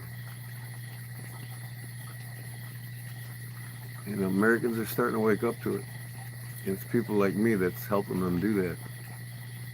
Because I know exactly what's going on in Washington. It's a non-functional outfit that's ran by the banks. There is no more blue, there is no more red. And war is a scam. It always has been. All about banks. When I was in the Middle Eastern War, that was all about the IMF that owns the Federal Reserve and all these industrialized countries' monetary system. It was all about them getting them in war and getting them financially broke over it. And then they went begging to them to enter their system. And they succeeded. They got every country in the Middle East to go broke, only to beg them to get into their monetary system. Except for one country. And guess who they're after right now? That country. And it happens to be Iran. So if the IMF that owns all the financial systems in the biggest, in the most monetary, in the most industrialized countries around the world, they get these Middle Eastern countries that have the oil supply financially broke, guess what? They won't have to use our military to get their agendas done anymore. But here's why I'm saying, Fed Harrison, that I'm going back to cash is because, one, they can't track what you're spending. Two, it's a scam. The monetary system is a scam, and it's set up to drain the wealth of the people. And the people ain't listen to them, don't want to hear it. They just accept it. You know what I mean? And until we acknowledge it and take action for it, it'll never change. But it can change, and it can change fast. Fast. We still hold the power. It's called starve the banks. Don't use them. I'm starting to use them lesser and lesser every day. And just to give you an example here, Henry Ford said in the mid 40s, he says, if the American people knew how the monetary system worked in America today, there would be a war tomorrow. Nobody listened to him. You know, in fact, the dragon mouth that we live in, they suppress the people and then they crush them. That's the way they roll. That's why they hate unions and anything that has to represent the common people. They destroyed the value of the purchasing power of the dollar by 980% since 1913. 500% of it's been since Reagan till now. How? By loaning money to our government that our government cannot make. We have no GDP growth. Foreign countries ain't buying our U.S.-backed securities anymore. In fact, most countries are throwing them away. They've destroyed the dollar so much. So what happens is when the banks loan the money to our government that's too big to sustain itself, it causes what's called monetary inflation. Well, it's that monetary inflation that hits you the hardest in the pocket, more than income tax and more than property tax. Any taxes put on you by your government. Okay, since the banks own everything, all the important corporations and the government, they don't lose. The more they destroy the purchasing power of the dollar, the more they jack up their goods in these corporations. You know, it keeps up the deflation, I should say, on the dollar. So essentially, every president since Reagan is costing us between, back when Reagan was in, about $1,000 a year more to live until he was out. The Bushes, combined the two of them, they cost us another $20,000 a year more to live. Obama, you know, he cost us another $5,000 a year more to live. And just in 4 years, Trump cost you another $4,500 a year to live. And he's got 4 more years that's going to be due yet. See what I'm saying? So the more Washington, and we, as a nation, we've never before Reagan been in debt more than $980 billion. Billion, not trillions. You know, we were 21.3 trillion in debt when Obama left office. And in 12 years, he rang it up to 21 trillion, but he brought it back down to 12.4 trillion in 8 years. And then Trump came and he spent 9 trillion in 4 years, which makes him the leading spender out of any president in the history of our country. And he's working on doubling that now.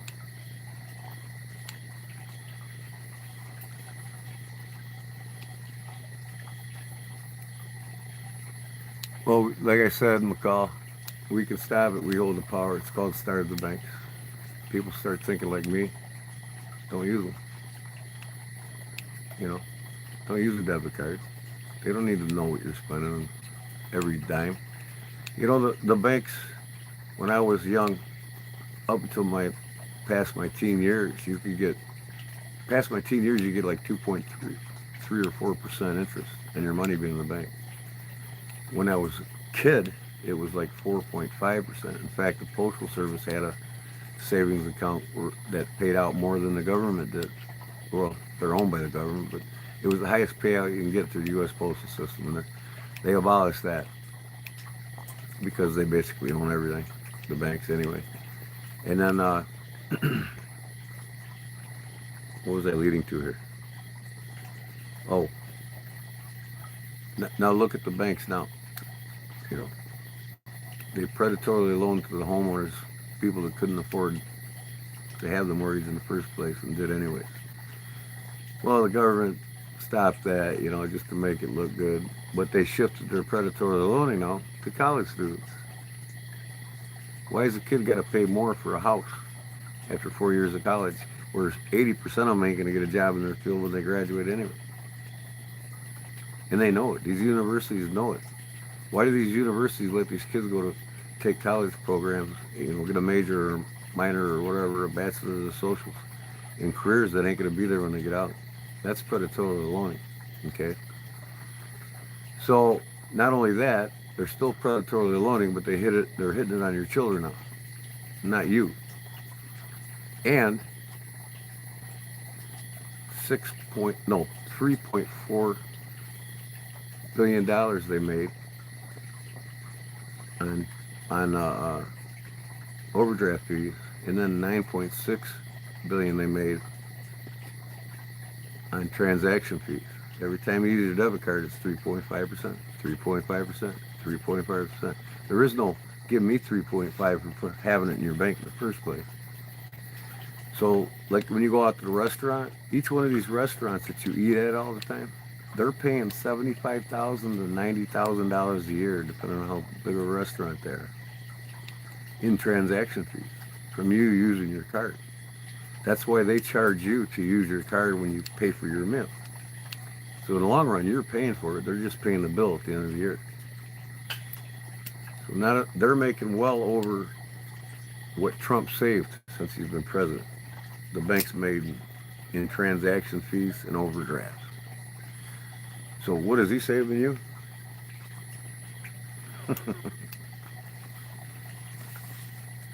What's up, bro? What up, Groovy Whiskeys?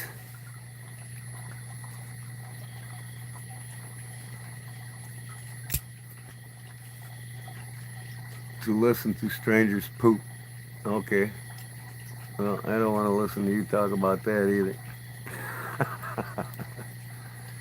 What up, Big Jim? Jim went to Walmart today. He calls Walmart. His grandchildren.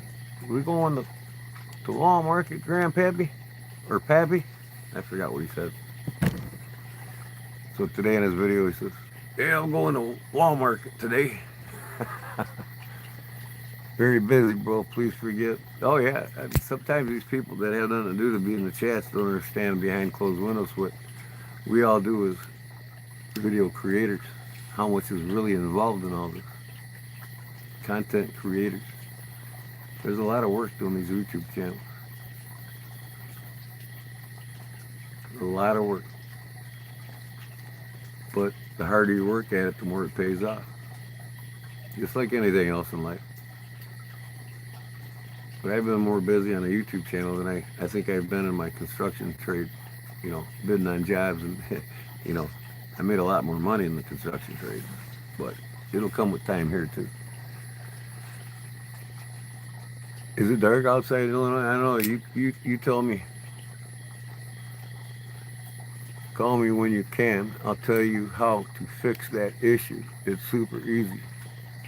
Who are you talking to, Cliff? Somebody talking to you in the chat?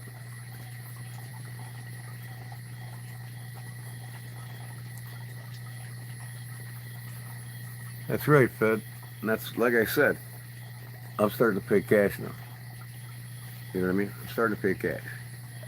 I'm eliminating my digital trail from the dragon's mouth.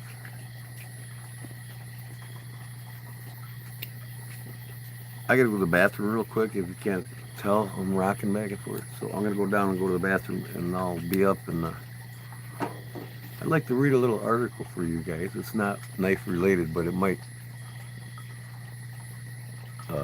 My screen was black. Oh, it was. Oh, wow. I think something's wrong with your screen.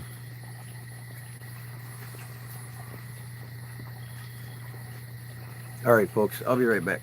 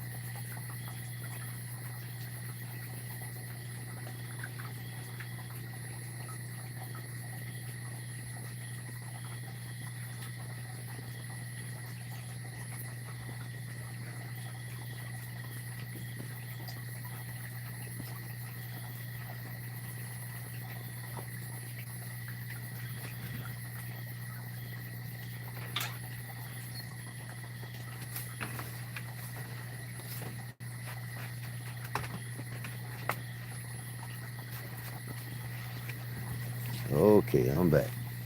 Ugh. What we got here? Thanks, CC. How you, bro? Doing good.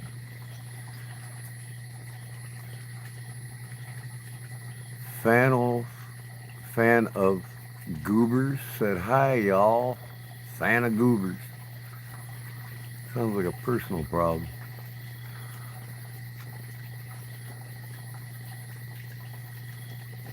You got off. Cool. Got to get to enjoy your holiday weekend, huh? D autocorrect. Barlow Brigade.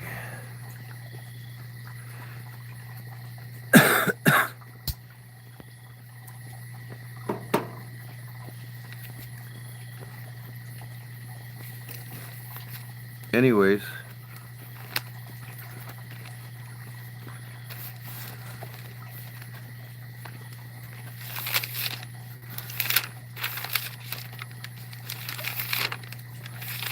I got something I'd like to read to you guys. And,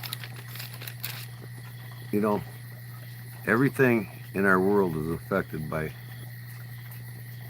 those around us, if you know what I mean. And after I read this, I'm going to talk about knives more. I'm not going to spend the rest of this night talking about what I'm about to read to you. But when I seen this person discuss this, you just hit a bell with everything I've been telling the American people and everything about what's going on in this country. And I think I, as a as an American, right, and what it means to be American, or I should say, that most Americans don't even understand this, what it means to pledge allegiance. Remember, we were in school, we put our hand on our heart, we pledged allegiance to the flag of the United States of America. Remember that? Well, a lot of Americans lost the concept what it means to pledge allegiance to the flag. Okay, and that's what made this country great. And we can do this again, make it a great country, but there's not going to be a politician do it because they're just too far gone.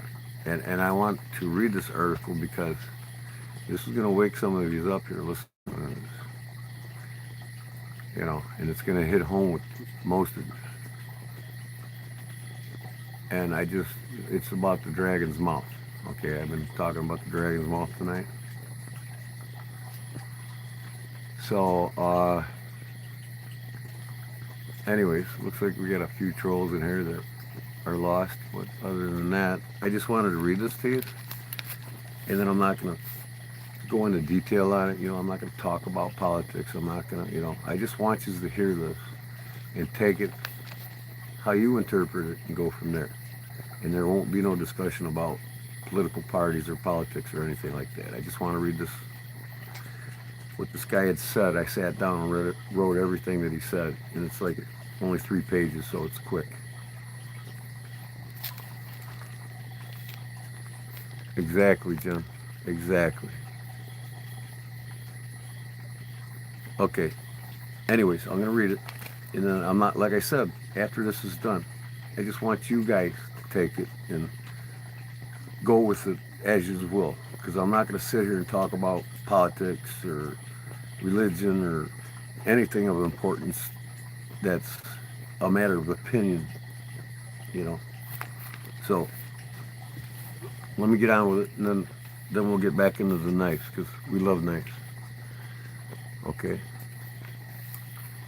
I got kind of a low light here, so let me go back to the first page here. All right. Americans are living in the dragon's mouth till they awake. Poor people of America, not because they are weak, but because they are first to see the machine from the inside.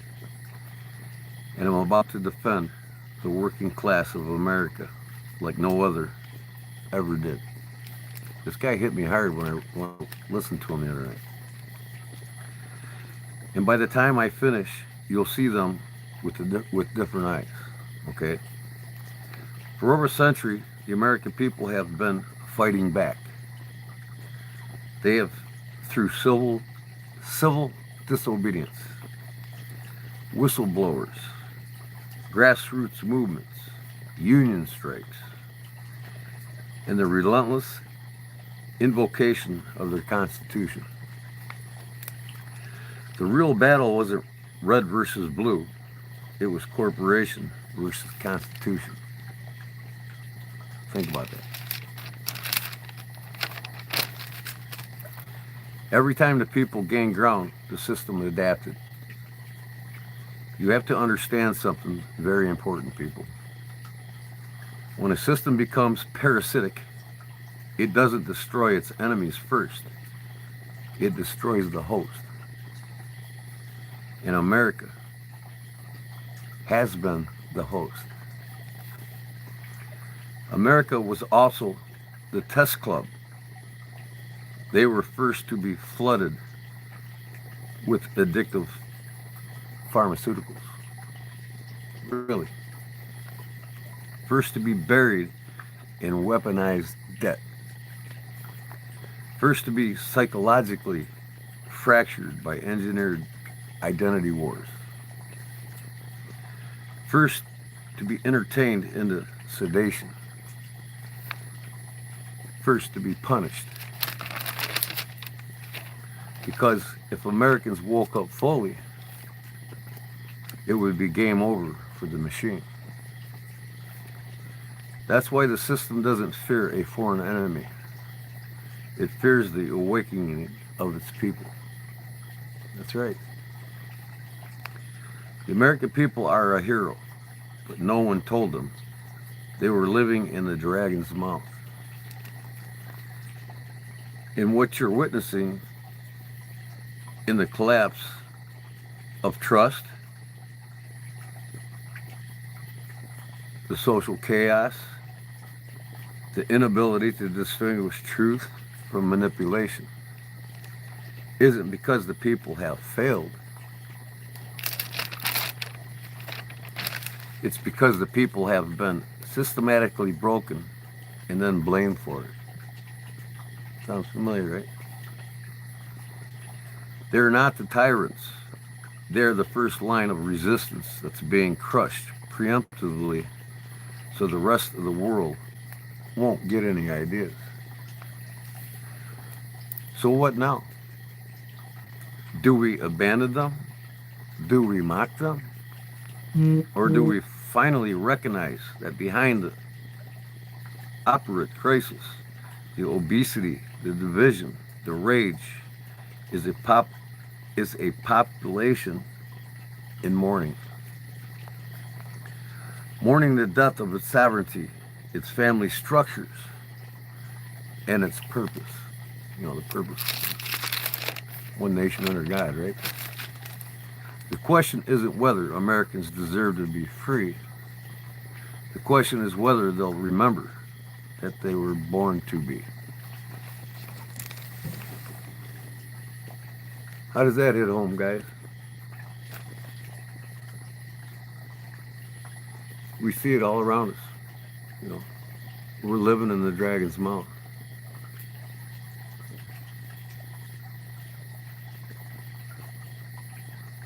You know, we live in a world that's owned by banks.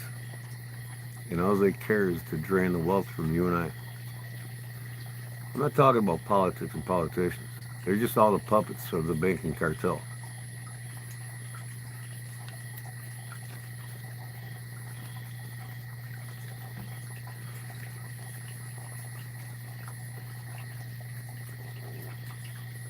Americans are waking up, slowly but surely. And I done said, we got to starve the banks. And we control that. You don't have to use an FDIC bank. You don't have to put your money in a bank that's owned by the Federal Reserve. That's your choice. In order for us all to wake up, we got to starve them. In a week, they'll collapse. And then Washington will wake up and start putting the American people as the number one true constituents, not the bank cartel.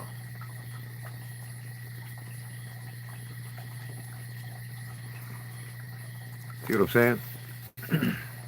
So if anybody in America is relying on a political system to save us all, it's not going to happen. Not till the money. Follow the money. The money is the root of all evil. It's in Revelations and in Corinthians in the Bible.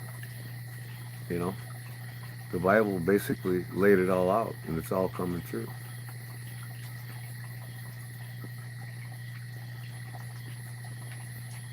Now, each new generation before after us, it's getting worse and worse.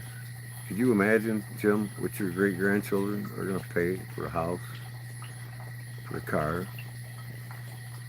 If you want to be in the middle class today versus what the baby boomers were in when they were in the greatest generation ever financially, you know, 45 to 55,000 was, you were in the middle class.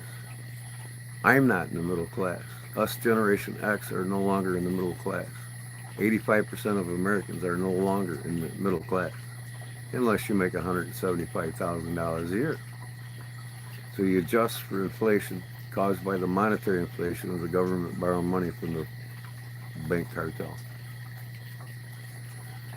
We're in what's called the working class now. Then you got the working poor, and then you have the poor.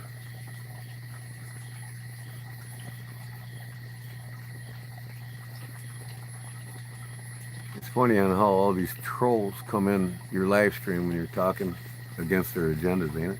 You see these trolls coming in, guys? So anyways, I'm done with that. That was my rant for the night, and I'm not going to talk anything remotely close to politics or banks anymore.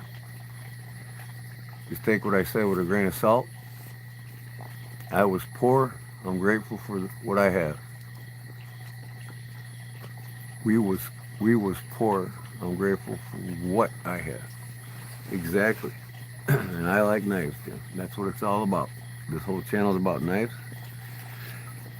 And, you know.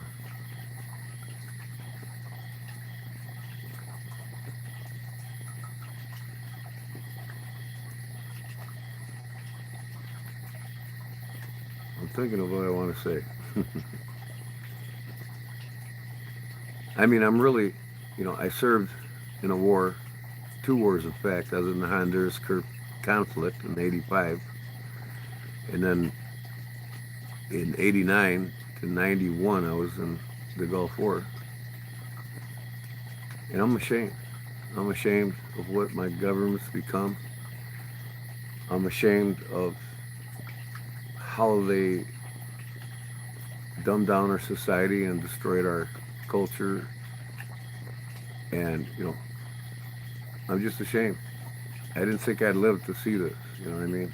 And I didn't until like the last 3 decades.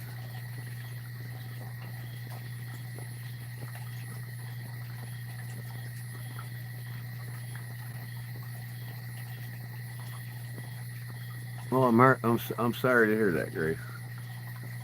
The world is cruel. And in the long run, Grace, just put your hands up and pray, because the Lord's got a better plan for all of us. We just got to accept that and put them in our hearts.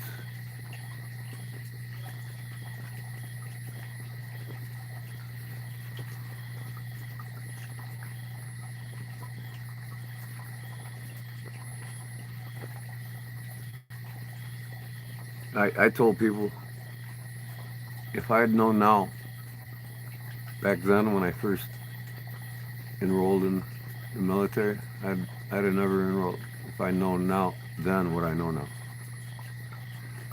And what really is astonishing is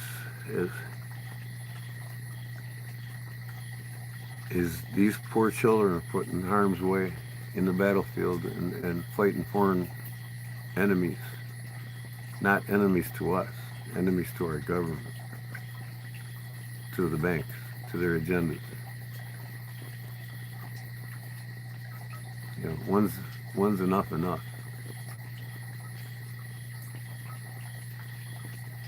Probably don't know it, but my wife committed suicide in 2012. Oh, that sucks, man. I'm sorry to hear that, Fed. Holy cow. Changed your life forever, did it? Wow. I bet. Oof, that's a hard one to swallow there, buddy. God bless you, brother. I'm I don't know what to say, really. That is something no man wants to face.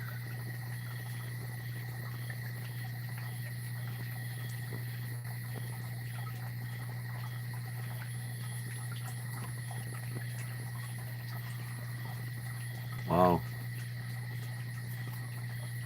Hey, let's all lift our hearts up in prayer to Fed.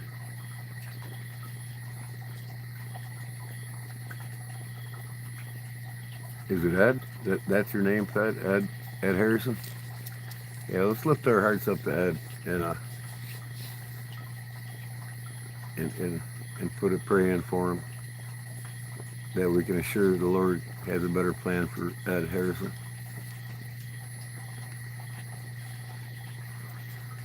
29 years we was married, no kids.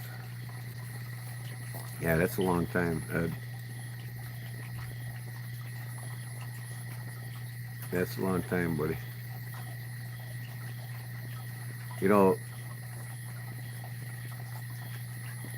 I was gifted by God to be married to who I'm married to. I couldn't fathom seeing her go through what I couldn't fathom going through what you have, buddy, with her.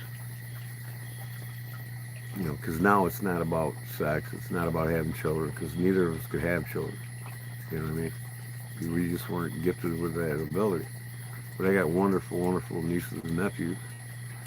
But, man, it's not about any of that. It's about our love for each other now and our care. We become dependent, and that's why it hits me hard with what you're going through right now, man.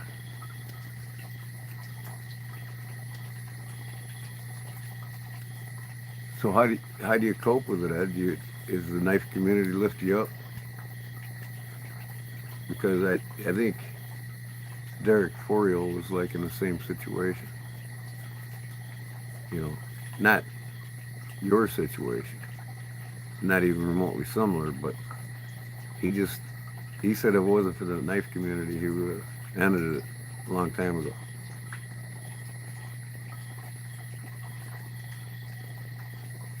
Sending love from Alaska.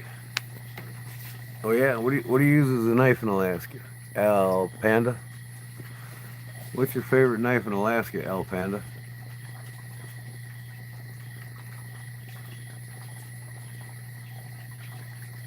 Yeah, you know what? That I've never seen such a community in all of YouTube, and I've had several YouTube pages, and I never got serious with the other two. But I've never seen a community so strong and caring and loving and giving like the knife community. And I think a lot of it has to do with part that you still have a lot of grassroots southern uh, inspiration that's inspiring every part of the nation in the knife community, whether it's northern or southern. That people want to cling back onto, you know, a society that's built based on what this community is based on. Prayer, love for one another, respect for each other. You don't get that in a lot of the other YouTube communities. Wow, can you see that? Where are these people coming from here, man?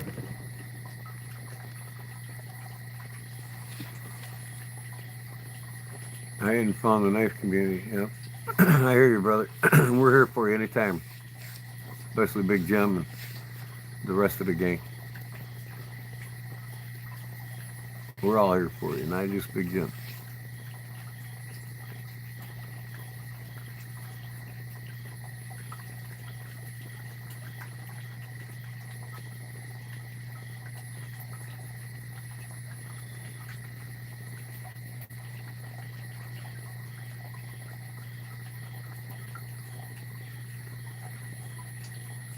Yep, yep.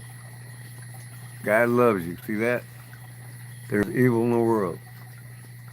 We have to rise through it with Jesus in our hearts. That's what I just said.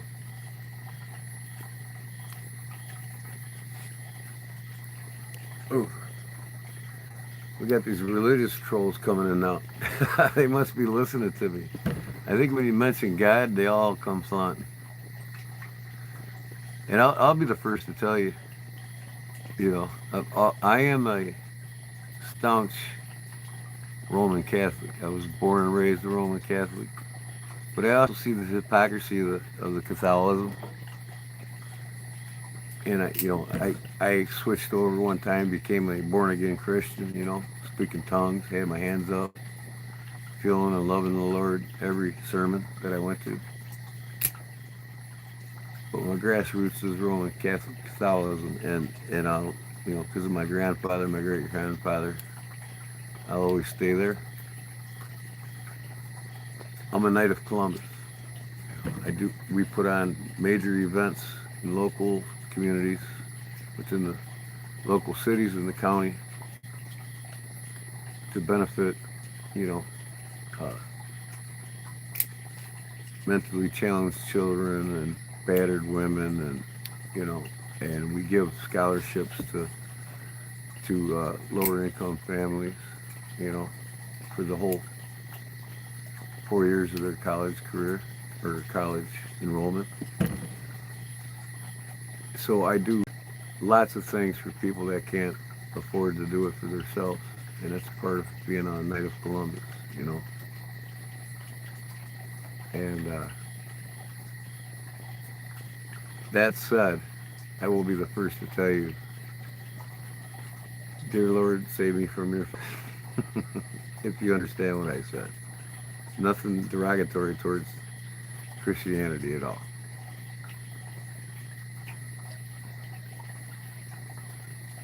Me and Derek Forteel talk a lot. He knows me as well, me well. Yeah, Fed. He's starting to know me really well too. We talk at least 2 or 3 times a week, and I'm sure you probably talk even more with him because you guys can relate a little better what both these are going through. You know, and I was there. I mean, not with the death part of it, but I was where Eric is. I lived in my vehicle for 2 weeks in a park. Took a bath in the creek. You know, nobody said this world was going to be easy, and the Lord has a better plan for all of us. We just got to believe in it. And honestly, you're when you're in the flesh on earth, you're basically in the flesh in hell on earth. It's not until your spirit or your soul exits your body that you leave hell on earth and go to a much better place. So your wife is in a much better place than you are right now. And in fact, we all will be in a much better place when the Lord calls upon us. She's in good hands, and that's all that's got to matter. But probably better hands than we all could give our wife or our family. That's right.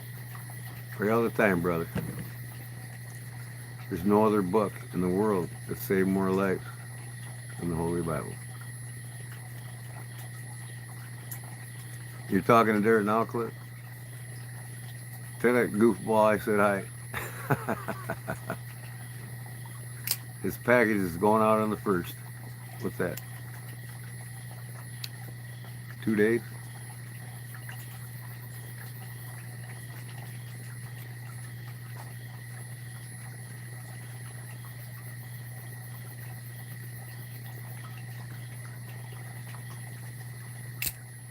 Yep. Tell him I said hi. I'll call him sometime tomorrow, maybe. But man, it's 2 o'clock already. Y'all see my cozy spot here? Let me see if I can turn the camera right in. See, I hate the stand. I might as well take it off of it. Oh, there we go. I don't need to hold this thing in the stand anymore. I'm in my cozy spot. I'm surprised I haven't heard no coyotes tonight. I had a hummingbird land on my shoulder today. What else did I have? Something else pretty cool today. Oh, we got a feral cat that we're gonna start taking in. There's where that water noise is coming from, if you're wondering. I made this. Collected all the seashells everywhere between Fort Macon Beach in North Carolina to Cape Hatteras, Buxton, North Carolina, and also Atlantic Beach, Morehead City. Everything in there is from North Carolina. It gives me a taste of my home away from home. I got fire and water, brother. Oh yeah. If I don't have a bonfire going, in the fall, I'm up here with this. I ever get frustrated with anything, I come up here and turn that on, and it all goes away. Yeah, Italian stiletto, 1954, handmade. It was the last run of handmade stilettos in Italy.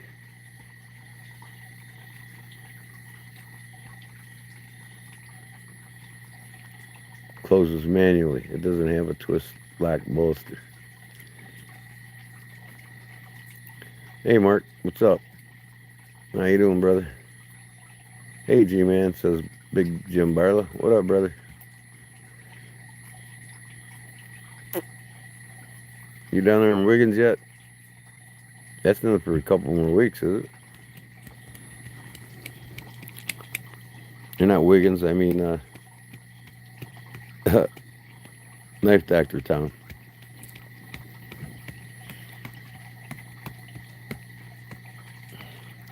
You give me boxes on the way. Yeah, I seen that yet. You sent me a picture of the receipt. All right. So the giveaway's growing, folks. Still, I'm still expecting another package or 2 after that.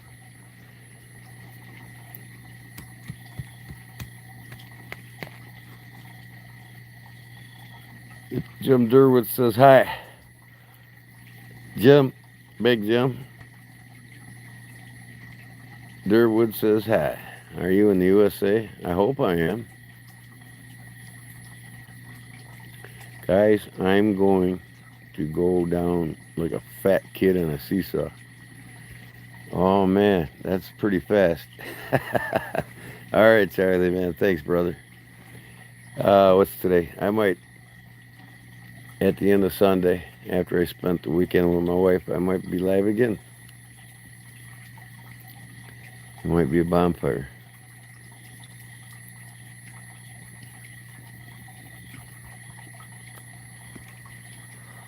Uh, well, Ismail said hi, everybody. Hola, you're cooked. I'm cooked. Am I really? Thanks, R Rod. I like it.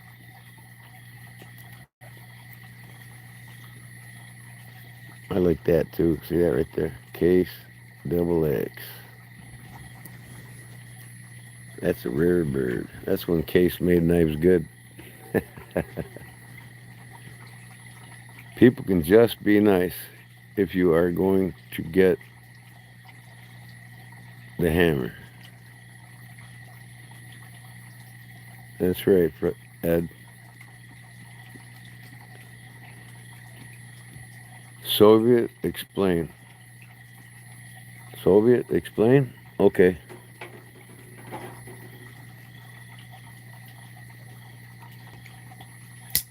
Do I need to explain anymore?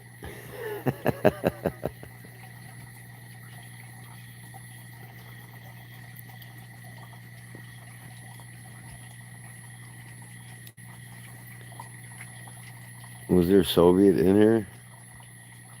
I'm trying to look through the chat.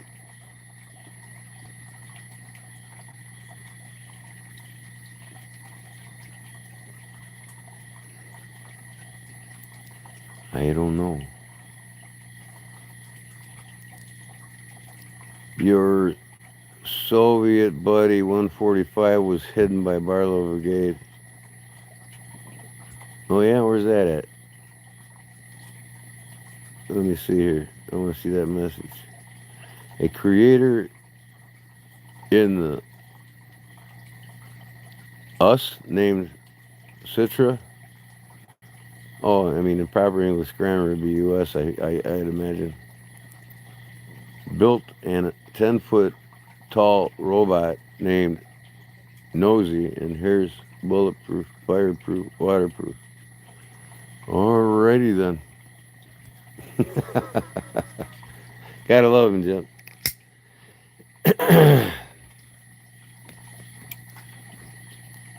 Yeah, that was pretty hilarious when I woke up the other day and I seen 100 subscribers disappeared off of my wall. I was like, okay, I know where them guys were from. Oh, that was too funny. Like Ed said, hammered. Yeah, yeah. Let me see the blade. What blade's that, Mark?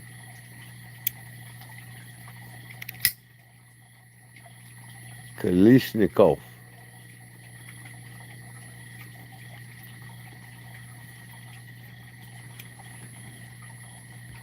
It's Carter time. I'm going to TS. Where in the hell is TS?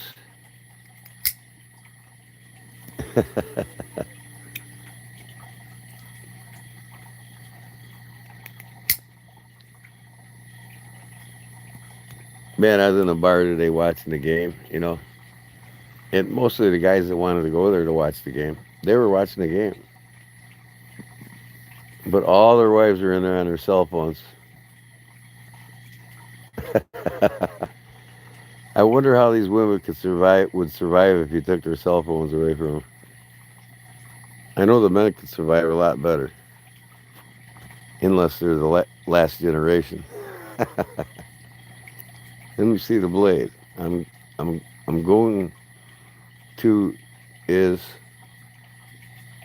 You going to TS? Was that Tennessee? You enjoy your night. Hope so, man. Oh, I enjoy every night. Every night's a great night to be alive. On hell on earth. uh, am I bored? No, I'm not bored. I just love socializing with people. Or I would have been to bed already.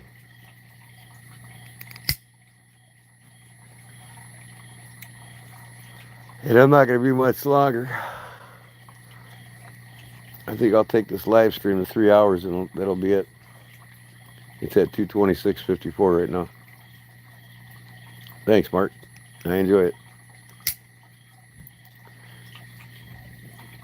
It's my deck above my house. Not above my house, on my house. Above the ground. I got a deck below the ground too.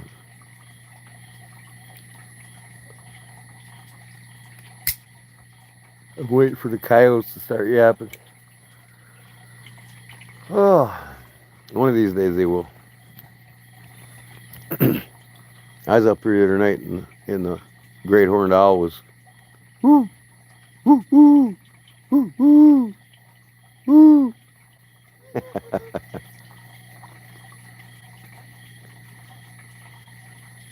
I shoot them all the time. There is no hunting season. Well, yeah, there is a hunting season on coyotes. You know what the hunting season on coyotes is? September to September.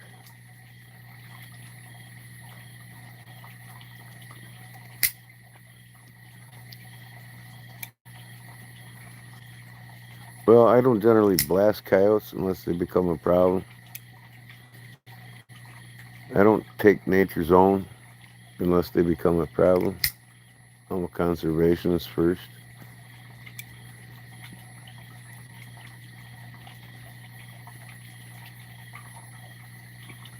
Right now, they're not affecting me out in the country, nor the chickens or the livestock. So they're not really a problem right now. No, I don't drink, and I can blast them just fine without drinking. You sound like you're 12 years old. Actually, your profile picture looks like you're 50.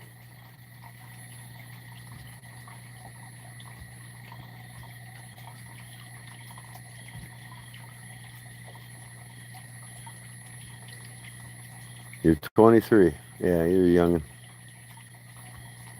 Yeah, no, I don't drink. I don't do drugs. I don't seek pleasures while I'm fumigated. Intoxication. Or intoxication. Yep, it's year round here. That's why Ed coyotes is September to September. And you can shoot them in most states without a permit. In fact, I need to shoot some more here. If you let them overpopulate, they decimate the pheasant and rabbit population, which I grew up hunting and I still enjoy hunting them.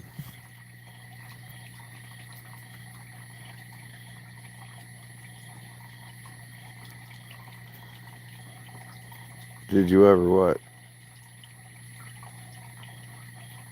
I shot my second buck a few years ago. Wish I could go out there with the old man again.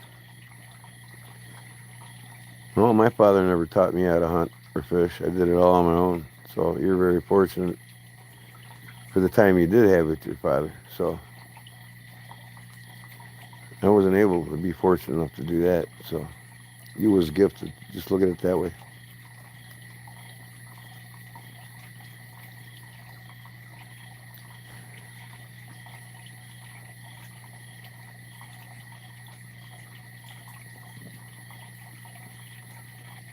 Oh, ain't that something, Garson?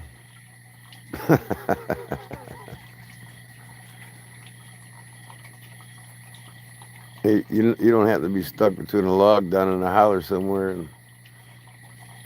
in West Virginia, do you?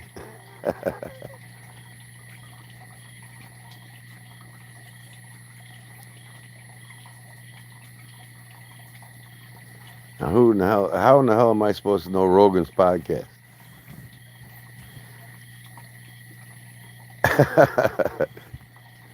Oh, this is getting funny. Cliff Brat, I have company. Good night, everyone. All right, buddy. We'll talk to you later. I'll have to give you a holler soon on the phone, if you don't mind. I need to call you just to BS with you, brother. Thanks for coming in.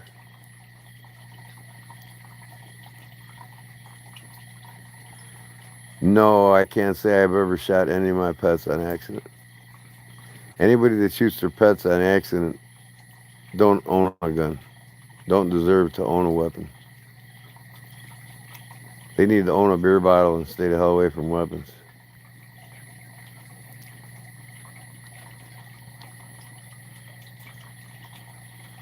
I was young and dumb once, like you too.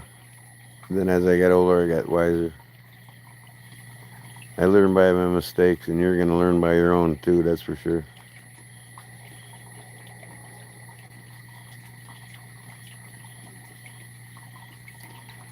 Never killed anything large. Large G than a cockroach. But I plan on having either chickens or ducks. And when you get a wife, if she can't pluck a duck, she ain't worth the fuck. Oh my God, Jim. Are they following you? Did they follow you in here, Jim? This is why you don't want to go live, right, Jim? You'd probably lose on him. I think it's hilarious. Only once. Are you in Alaska? How many times people ask me if I'm in Alaska? I mean, Kodiak Edge. What, what if I named it Chicago Ed? Would you ask me if I was from Chicago? Or wait, Mississippi Edge. I'd be asked if I was in Mississippi, right, guys? I didn't know you had to be from Alaska to have a page called Kodiak Edge. It just tells you how much these people don't even understand what the page is even about. The life's about. Like most things in their life, these kids don't have a clue what life's about.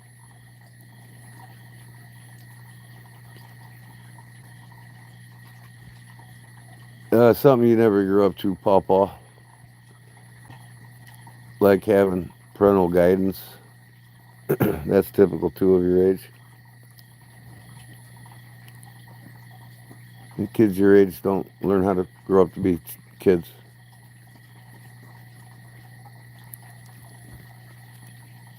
Wilmington Wild Man.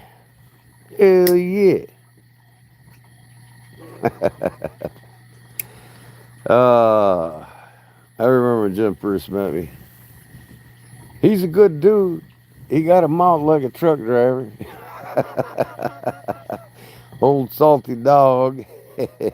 I love you, brother.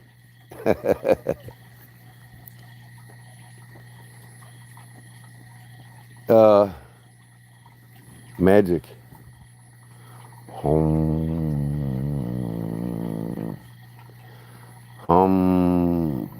See?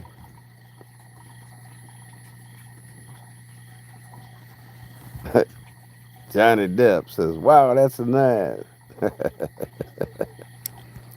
Hillbilly Bladesmith. You know what? I should name it Hillbilly Bladesmith. I'm going to go away from Kodiak Edge. Then I won't get some 12-year-old asking me why, if I live in Kodiak, if I live in Alaska. You know, if they actually took the time to read your bio, they know where you're from, right? The kids can't read today, and they don't want. They don't want to. They're purposely made not to read. Critical thinking is what built this country and made it great at one time. That's when everybody read. Critical thinking is stimulated by reading books. That's why these kids today won't make anything like we did, because they don't read books.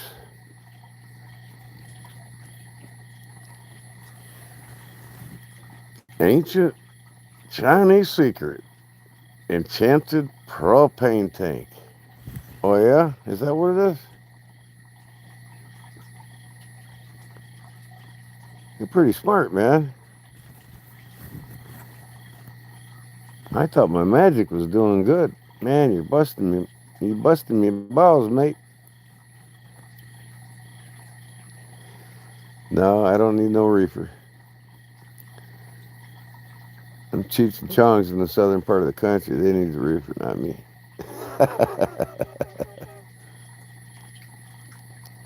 What, put this thing up? I'm sorry, Jeff. Here, I'll get this out again. But I like knives, Jeff. I'm reading a Custer book. Lots of Indian ambushes. I seen a post on 10 things Indians invented in the world that most people don't know.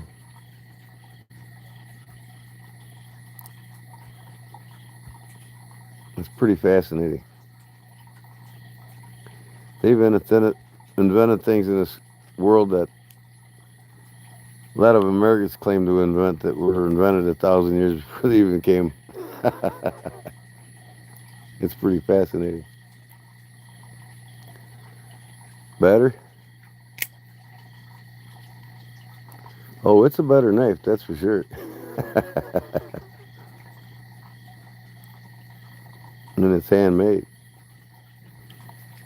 What do we got scrolling through here fast now? A couple trolls saying some shit real quick here. I can't even. It's going so fast, I can't even read it. Have you ever tried to use an old antler or something like that for a knife handle? Nope, never in my life. My favorite drug is caffeine. I like to load myself up with coffee and yell at people in the street. There's a whole community of us called Old Yellers. Well, I got news for you. You're not old, and you're a yeller because you wasn't raised right. And that's a dead giveaway.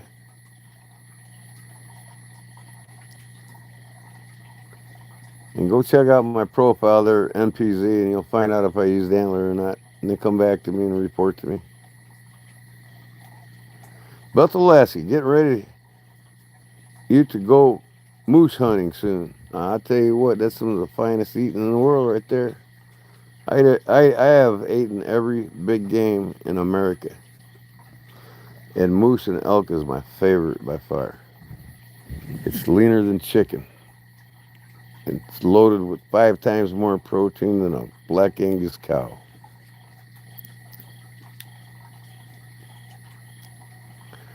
Craig Turner's to go.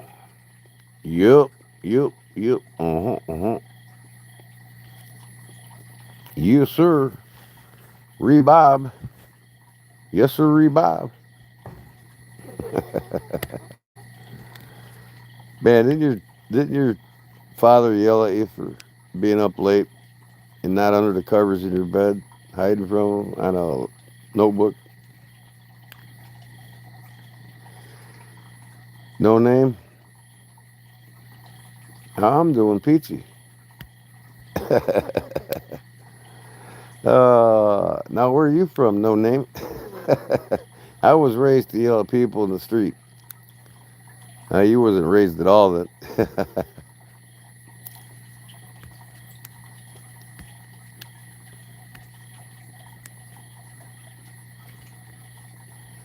And you just think you're a wilderness child, don't you? In the wilderness, down in the highway, where nobody's welcome. We hate everybody. New Zealand? Cool. Nice to meet you, no name. Why is it no name? Hey, Jim, you getting a load of this? It's a tough tradition to uphold, but we get $10 million subsidies every year to keep the industry going. Oh man, that's all. Doesn't take much down there, I bet. All these children are waking up, or wait, they're sneaking around their parents.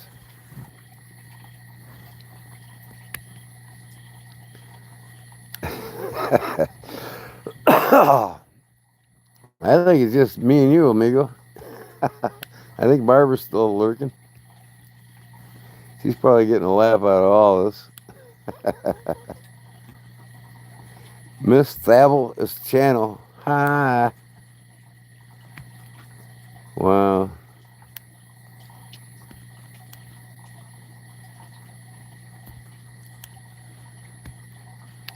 I got this bill collector today, medical bill collector, Jim. And he was from Bangladesh or India. I hung up on him. I done that before, and the bank actually called me the next time instead of their cheap labor overseas, right? So we need to resolve this. Well, I was ready to resolve it, but I don't talk to foreign cheap labor. I'm sorry. Now that you got my attention, I'll wire the money over right now. Have a good night.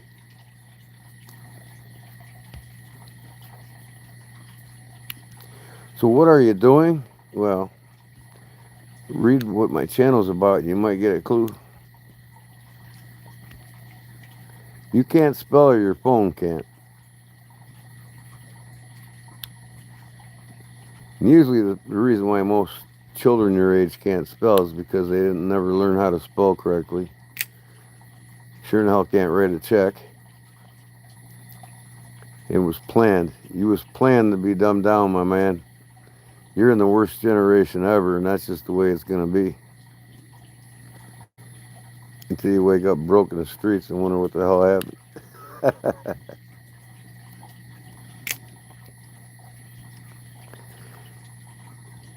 So if you're in the last generation, I feel sorry for you, and even more sorry for your children if you're lucky to have it.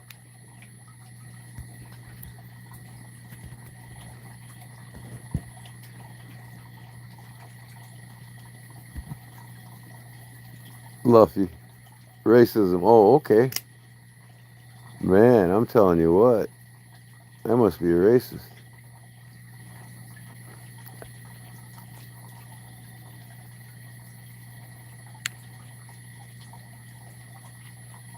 The profile picture is me. It is. I can't even see it. It's so small. Is that tattoos all over that face? You look like a hot. You look like a hot dog on my Weber grill that's been sitting too long.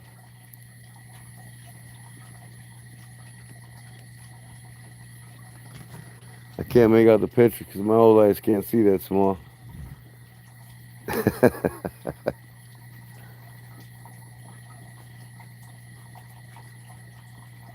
What's he look like, Jim? I can't see it.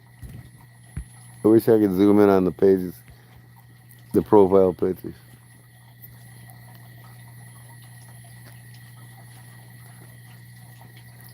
So when I said I got a call to pay a debt, and they started talking to me, and I said I don't talk to foreign cheap labor from Bangladesh or India. How's that being racist? I tell you what, these kids are so super sensitive nowadays. They don't know if they're. I don't even know if a fart is illegal. I think if I farted on my phone right now, I'd hurt somebody's feelings. Come here, kid. Pull my finger.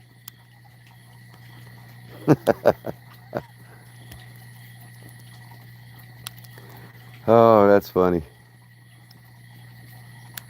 No, you do. I don't have to refill nothing.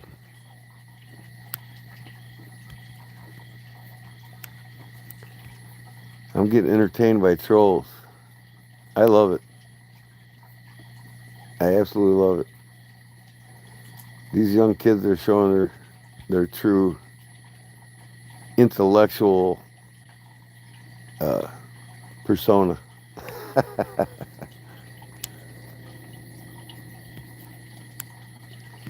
I am not now. Can you update your status? What are you asking me, Jim? Are you asking me something, Jim?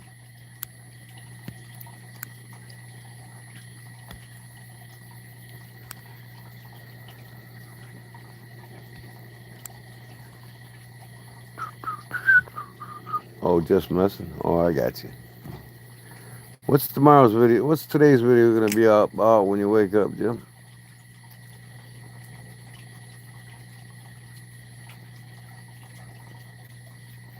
I need to make one tomorrow. It's the weekend. I think I'll make a couple.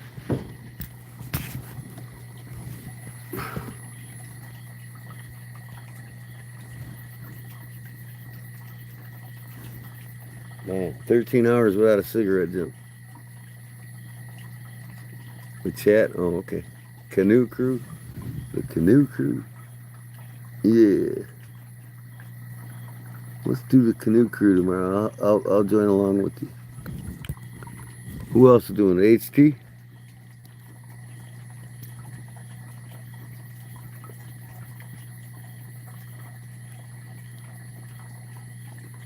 What are you talking about? You can buy shit like that anywhere. What do you mean? Are you quitting? I'm gonna try there, girlfriend. Yeah. In fact, I need another pinch. Hold on, y'all. Oh, I gotta turn my phone around. You see the top of my tongue. Oh,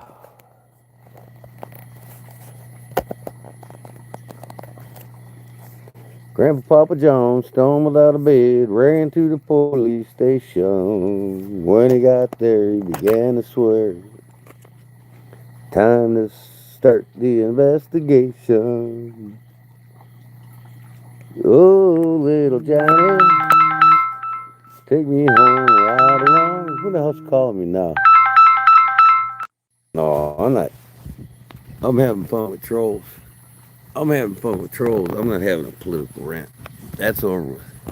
And it wasn't really based on politics. It was based on the dragon's mouth and how the banks are destroying this country. And that's all I gotta say. I love knives. And what do you got there, Jim? This motherfucker hangs up on me again. I'm gonna find out who's calling. Oh, see, it hung up.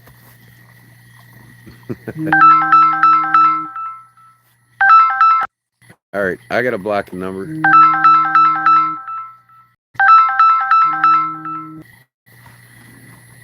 I'm getting this phone call like every second. Somebody's hammering me with phone calls.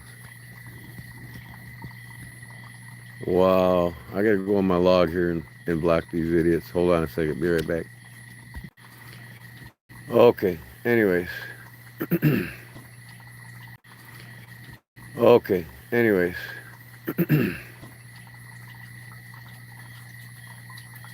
That was weird. Paul Mills sent a gift. He did? Where's that at? Well, thank you, Paul, whatever you sent. Doesn't show up on the chat feed, though. Where's it at? Y'all see that? Paul Mills sent a happy poop. What the hell is that? What is going on here? All right, guys. Who's calling? I don't know. Is that you? Private number, and it just keeps hanging up. They called like 5 times straight. Just hung up. This time in the morning, I think it's from somebody in this world.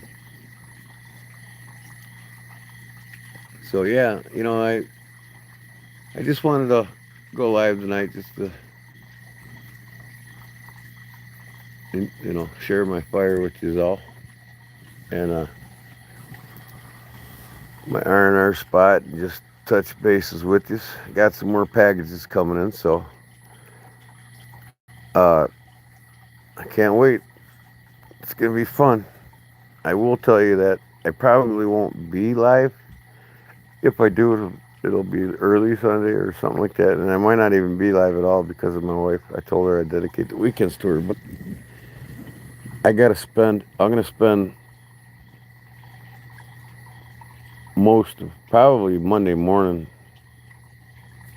Monday afternoon, a good 6 hours on prepping my StreamYard. So I got everything perfect the way I want it, the way it's gonna go, and I got to figure out 100% how to do the StreamYard giveaway tool. I want to get it up onto the live screen so you all can see it unfold on the live screen. Everybody's gonna put a hashtag uh,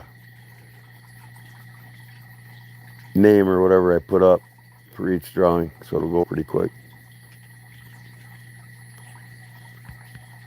So that said, nobody else is commenting anymore, and I think it's time to hit the sack, guys. But yeah, I might go live for a little bit Sunday, and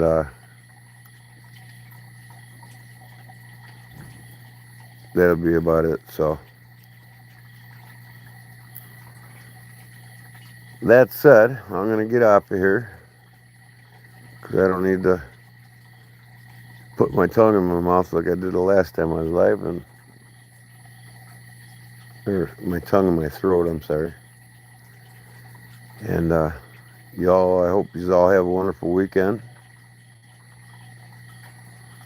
and I'm looking forward to the giveaway on Monday. Big Jim's got a package coming in. Yep, and we'll see you Sunday, Monday at the latest. So I'll be looking for my post on the live feed,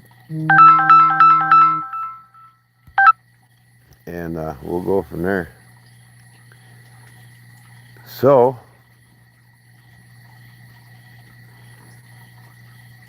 hi, what up, old man on the ridge? I'm pulling the plug. It's the end of the night for me and everybody else. So I'll probably talk to you on Sunday. I'll be live for a little bit. I don't know when. If it's gonna be early or if it's gonna be late. Depends on how much quality time I have with the wife. Great show, Hillbilly.